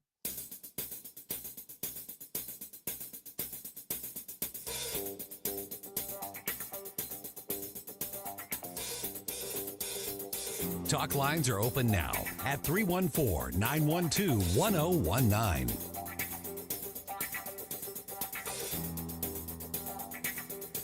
Hi, this is Jane Pushkar from the Francis House School Board, and you're lucky today because you are listening to the Vic Porcelli Show on NewstalkSTL. You know what that reminds me of? I got to talk to Bob Keeshan, Captain Kangaroo. Yeah. Years ago at the river, he was doing a book tour or something. And I asked him, can you do an ID for me? Absolutely. So we start recording. He goes, hi, this is Bob Keeshan, Captain Kangaroo. And guess what you're doing? You're listening to the Vic Porcelli Show. Like he did it so Captain Kangaroo. Yeah, that's great. It was so great. And Jane Pushkar, Lauren Greenwood, and Dave Jaworski. They're running for Francis House School District School Board. And voting is April 7th, parents. Get out and vote. And Jane said you're lucky today because you're listening to the show. Right, and she said that. Let's just go to the chat box. No. We'll just drag it out. What, you going to talk about Mandani? Yeah, I want to talk about the SAVE Act. God. The SAVE Act. See what he does to me? Just pushes me around. Go ahead, play the thing you wanted to play. Yeah. Why should there be an issue when you have over 80% of the American population want to see this? More than 90% of Republicans, over 80% of independents, over 70% of Democrats want to see this. Yet you've got Democrats in the Senate, none of them want to step up and deal with this right now. These are issues that the American public want addressed. If you think about it, Leader Thune is going to put this on the floor Tuesday. He's going to put the SAVE Act on the floor Tuesday. Let's hear the Democrats try to defend why it is that we shouldn't have voter ID, why it is that people should be allowed to vote, I guess this is their goal, that are not American citizens. What we're trying to do is clean up a situation that's been a grave concern to Americans. We have to show ID for almost everything that we do here in America. I do not understand why exercising one of the most precious rights as an American is not one of those issues that the Democrats couldn't support. So we'll see. I plan to be on the floor, every moment of this coming week, battling this out, and I hope the American people will convey the message that you've heard to their Democrat legislators as well, so we can get this over the finish line. It's good to see Senator Haggerty from Tennessee support President Trump's Save America Act when there are some people, even on the R side, that don't get it, and they're going to be, I guess they don't want to be senators or representatives anymore, because if we don't get the Save America Act passed, America is not going to be the America that it's already not the America that you grew up with, right? Just like baseball is not baseball that we grew up with. Everything changes, sometimes for the worst. When it comes to Democrats and when it comes to baseball, it's just different. I just want to say hi to Carl from South County. He reminded me that we were talking about heads exploding on the left. Remember Mars Attacks when the music made their heads explode? Yeah. Oh, my God. That was so funny. He said, probably use that, in some way. I don't know how. To make a meme, on social media. Oh, yeah, that's It'd fine. be the perfect one. I don't know how we can use it. But President anyway. Trump, and then boom. So I want people to start protesting. Let's see. I want people to start making signs and protesting, forcing us to have ID to buy alcohol. No ID for alcohol. No ID for alcohol. It's just as ridiculous, isn't it? Yeah, we're on the same train of thought right now because I was thinking as that audio was playing that if these illegals were voting for Republicans, the Democrats would be like, there shouldn't even be an illegal in this country ever. Right. And, you know, when I first moved here, you could go to Walgreens and buy a pack of cigarettes if you're 18. And now they moved it up to 21. So if you're 18 years old, you can go fight and die for this country, but you can't buy cigarettes because smoking will kill you. Yeah. When you say when you were a kid? No. When I first moved here to St. Louis. Okay. Because when I was a kid, I could buy my mom cigarettes. Right, Mom, me too. Yeah. But do you get my point? You can go die for your country. Yeah. But you can't smoke cigarettes. Why? Because smoking will kill you? Right. The war will kill you. Yeah. What the hell? You know what? That's interesting because I think if you are a soldier, if you are a bona fide, you've signed up, you're going through boot, you come home, you're 18, 19, you should have the opportunity to be able to drink. Absolutely. Yeah. I agree why with not? that 1,000%. If you can go to Vietnam and go fight for your country or anywhere else, when you come back, whether you're 21 or not, you should be able to have a beer. We should be able to buy you a drink to say thank you for serving our country, for God's sakes. Yeah, well, Vietnam was a few years ago, but What are you trying to say, Ken? It was just funny What the way exactly you said, are you if you're going to go to Vietnam, doggone it, you should be able to drink. Come on, oh, you big, strong man. Vietnam's Uncle Sam actually- needs your help again. Got himself in a terrible jam way down yonder in Vietnam. Okay. You know some people say Vietnam? Yeah. And some people say Vietnam. Just like Iran or Iran. Oh, I'll always say Iran because I know that makes them mad. Do you say Vietnam or do you say Vietnam? I say Nam. I say Nam too. All right, let's do chat box. Okay. Let's start over with Facebook. We have some problems, by the way. We have some chat box problems, guys. Oh, okay. We're going to have to, we may have a work stoppage and we have a wildcat strike. Wow. Because things are not going good with the union at all. Good morning, Freedom Fighting Vic. It's top of the morning to you. Thank you, Bada. Back to you. Hey, it's good to see you. Good to see you, grandson. Scooter's got a couple of comments today, Ken. All right. He says, question for Senator Schroer. Should it be easier to expunge a felony conviction than to register to vote? Why would you do that? I love it. Grant says, uh-oh, late again. Whoosh, you bunch of Vic-heads. Grant got a whoosh? Oh, yeah. He's retired. Whoosh. He gets 2 wishes. He's elderly. Tomorrow he will. He's a senior citizen. Not that I'm not, but he is too. All right, Leanne. This Leanne's quicker picker upper, Leanne. Hey, Leanne. Good morning. Hey, how you doing? How you doing, Leanne? Good morning, Freedom Fighting Vic heads.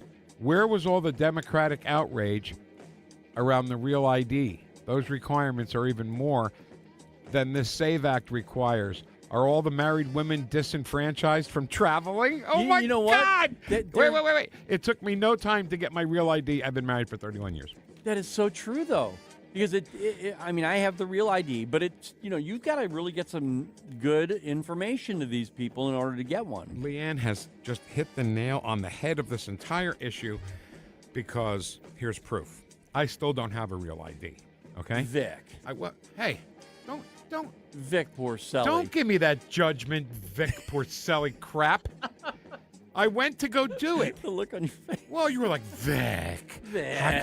So here's how, okay? I went to do it. I gave her my license. Right. I gave her everything else. And then when I handed her the birth certificate, it was like nearly falling apart because it's 67 years old. And she goes, we can't do anything with it. We can't scan this. We can't do anything with this. I said, so what do I do? She goes, just write a letter to the hospital where you were born. Write them a letter, tell them you need your birth certificate, and they'll mail it to you. Yeah, see, I have a problem with that because the hospital that I was born in here in St. Louis is gone. So how are you supposed to get your birth certificate? From the state. Well, I didn't do that. I went to the hospital where I was born.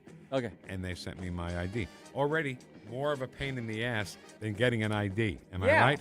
exactly and right. Going to vote. So, Leanne, you get the award for best comment of the day. And, Bounty's the quicker picker-upper. Good job, Leanne. Kathleen says, top of the morning to you, fam bam. Oh, top of the morning. Happy St. Patty's Day. Oh, Scooter's got another one. You won't be able to use your real ID if the Save America Act passes.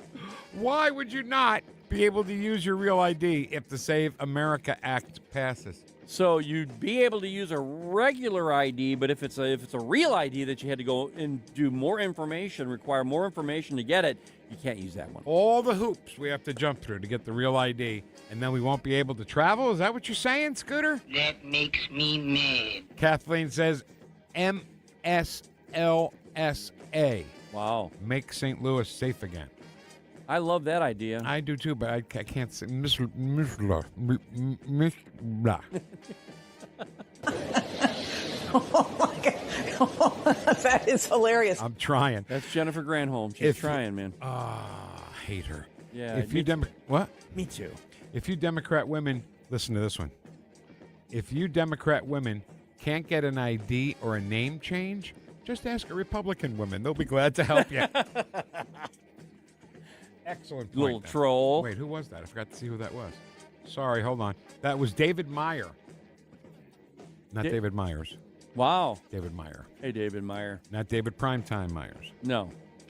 I don't think he's on that would be great. I don't think he's on our team. I don't think so either. But it would be great. Good morning, Patriots. We love David Meyer. David my Primetime God. Meyer. Love him. He was the best. He just scared would me a not- little bit. Yeah. Oh, just his sheer size scared me a little You know, bit. we used to go out together. Yeah, so we all did. Yeah. There was a time when a guy was calling the radio station and harassing us on the phone. Yeah. The guy happened to be black. And that's not why we got David, but we just wanted David to represent us, to make this guy stop calling us. Yeah. And harassing us, you know. Well, he had that powerful voice. He did. You know, and very intimidating. Black guy to black guy, even better. Well, yeah. So David's telling him, stop calling this radio station. And then the guy's yelling back at David. And then David finally ended it by saying, listen, Negro. I was like, oh, my God. You could hear the guy shake on the other side of the phone. But when David did that, it was so beautiful. It was like, listen, Negro. Good morning, Patriots. So PMS is trying to take the job, not take the job, but fill in for Ed Stoid, I think. Okay. Because he says, hey, it's good to see you. Hey, it's good to see you. Vic. Yo, Vic. After that pledge, Vic needs a cold shower. Joy did the Pledge of Allegiance. Yeah. She's got the best voice. She's a great voice. Hey, wait. Where are you at, Ed Stoit? 2 days in a row. Send out a search party. It's been more than 2 days that he's been absent. I know. I've got no note from home from him to explain his absence. I actually sent him a message a little while ago, Ken. I think we're in trouble. I said, are you boycotting the show? He wrote back a heart. He just put a heart. So he is. He's boycotting the show. Oh, that means he's boycotting. Great. Yo, Vic and Ken, you're the best, the absolute best. Keep taking the whoosh to those crazy radical lefties, my brothers. My brothers. Whoosh. President called us my brothers. So at least we have somebody on our side. Yeah. As opposed to having nobody on our side? Right. Hey, Vic, baby. That's Cinderfer. Hey, Cinderfer. How you doing? She doesn't get the how you doing? Hey, how you doing? Last time you would not let me continue until we did that. Because it's And now Cinderfer. you're waiting. Now I'm waiting. Ken Darlin and all you Vic heads, good morning. Where is everyone? Things have been very slim here lately on the chat line. I guess not everyone's retired. Well, you know what? Grant is, and he's been piping in just nicely. The nerve of people having jobs and stuff to do. I'm beginning to think Ed Stoid is a CIA plant, infiltrating our conservative radio show. He was very convincing, suspicious that he's missing. Right? Fortunately, I keep my feathers numbered for just such an emergency. Well, that's good news. Ed lulled us into a sense of security, then pulled the rug out from under us. Oh. Said in my Michael Corleone voice. Can you do a Michael Corleone voice? Common man. PMS says common man. Cubist is back. We haven't heard from Cubist in a while. Hey, Cubist. It's like clapping emojis. Oh, yeah. That's all. Cinderfer says, sorry. I love Hamina. Says, watch him, folks, because he's a thoroughly dangerous man. Watch him, folks. He's a thoroughly dangerous man. They were all still listening and looking at me. So I reached out and kicked old Green Teeth right in the knee. What was that? It sounds familiar. Uneasy Rider by Charlie Daniels. Okay. I picked up a chair and said, watch him, folks. He's a thoroughly dangerous man. I can't do it unless I do it from the beginning. I was making a trip out to L.A., tooling along in my Chevrolet, toking on a number and digging on the radio. As soon as I hit that Mississippi line, I heard that highway start to whine. I knew that left rear tire was about to go.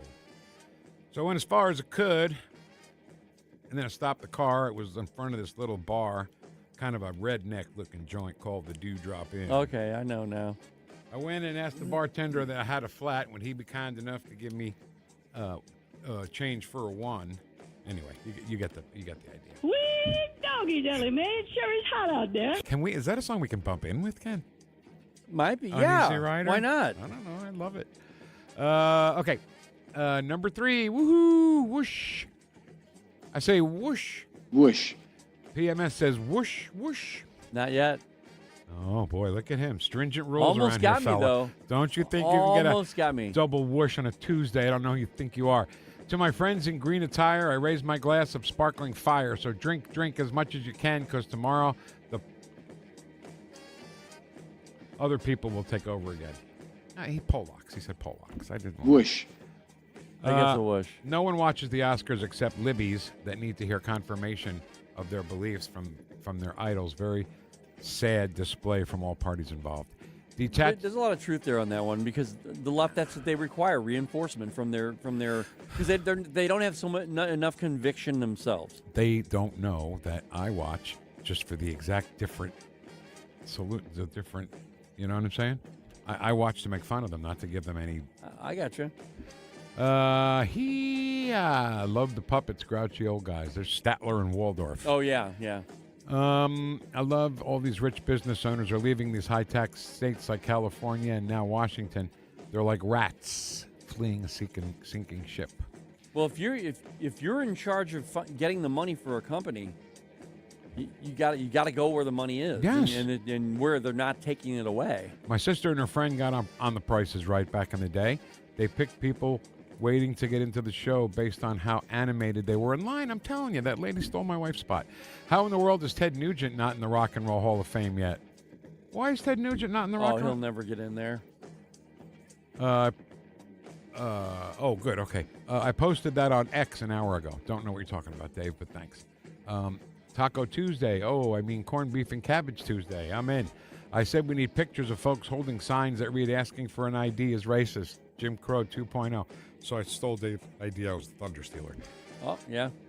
Put it on social. Don't worry about me. We got cocaine and coffee here. We're going to get wide and have a big party. Eddie Murphy. Thanks for having me over, Vic. This is very nice. Oh, he says my name there. Yeah. I'm sorry. I stepped all over You stepped on it. Sorry. Post it on social media. We need to make signs. No ID for alcohol. No ID for alcohol. Right. I've been and am still on strike. Oh, I've been monitoring management.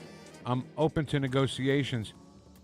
By the way, Edna is okay. Well, thank goodness for that. That's Ed's story. He's got a problem. He's filing a grievance with the union. Charlie Daniels Band via Omaha. Thanks so much for having the record player on at night to listen to us this morning. Make sure you have the record player on at night. See ya. See you, everybody. Hey, it's Susie Moore. If new flooring makes you think hassle, think again, because Michael's Flooring is changing the game. For over 30 years, Michael's has been locally owned and trusted for quality, variety, and amazing service. Whether it's carpet, hardwood, laminate, luxury vinyl, or ceramic tile, their expert team makes installing new floors exciting, not stressful. That's why customers keep coming back. Visit Michael's Flooring at St. Peter's, Starting Prairie, Creve Coeur, or online at igotfloored.com. That's igotfloored.com. I'm Dr. TJ, owner of the Institute of Natural Health, co-owner of Optimal Nutraceuticals, and the host of Wellness One. Wellness One is designed to cut through the nonsense and provide you common sense science-based information regarding health and wellness. On the show, we discuss topics like thyroid health, gut health, hormone optimization, and many others. Our show airs Saturdays at 10 a.m. and 2 p.m. and Sundays at 11 a.m. and 3 p.m. right here on NewstalkSTL. And you can visit us at inhstl.com. That's inhstl.com. When your commercial or industrial facility needs repairs, who do you trust? Commercial Facilities Maintenance gets the job done right every time. From plumbing and electrical to asphalt, concrete, and fencing, we handle it all. Occupied job sites? No problem. Multi-phase projects? We've got you covered. We offer seamless communication, quality handiwork, and a cost-free estimate within 1 to 2 business days. Visit commercialfacilitiesmaintenance.com or call 314-226-3839. KLGY HD3 Clayton, K270BW Bellefonte, KNBS Bowling Green. This is News Talk STL at 1019, 94.1, and always streaming at NewstalkSTL.com. Agnew in Washington. A top counterterrorism official is resigning over the war against Iran. Joe Kent, the director of the U.S. National Counterterrorism Center, is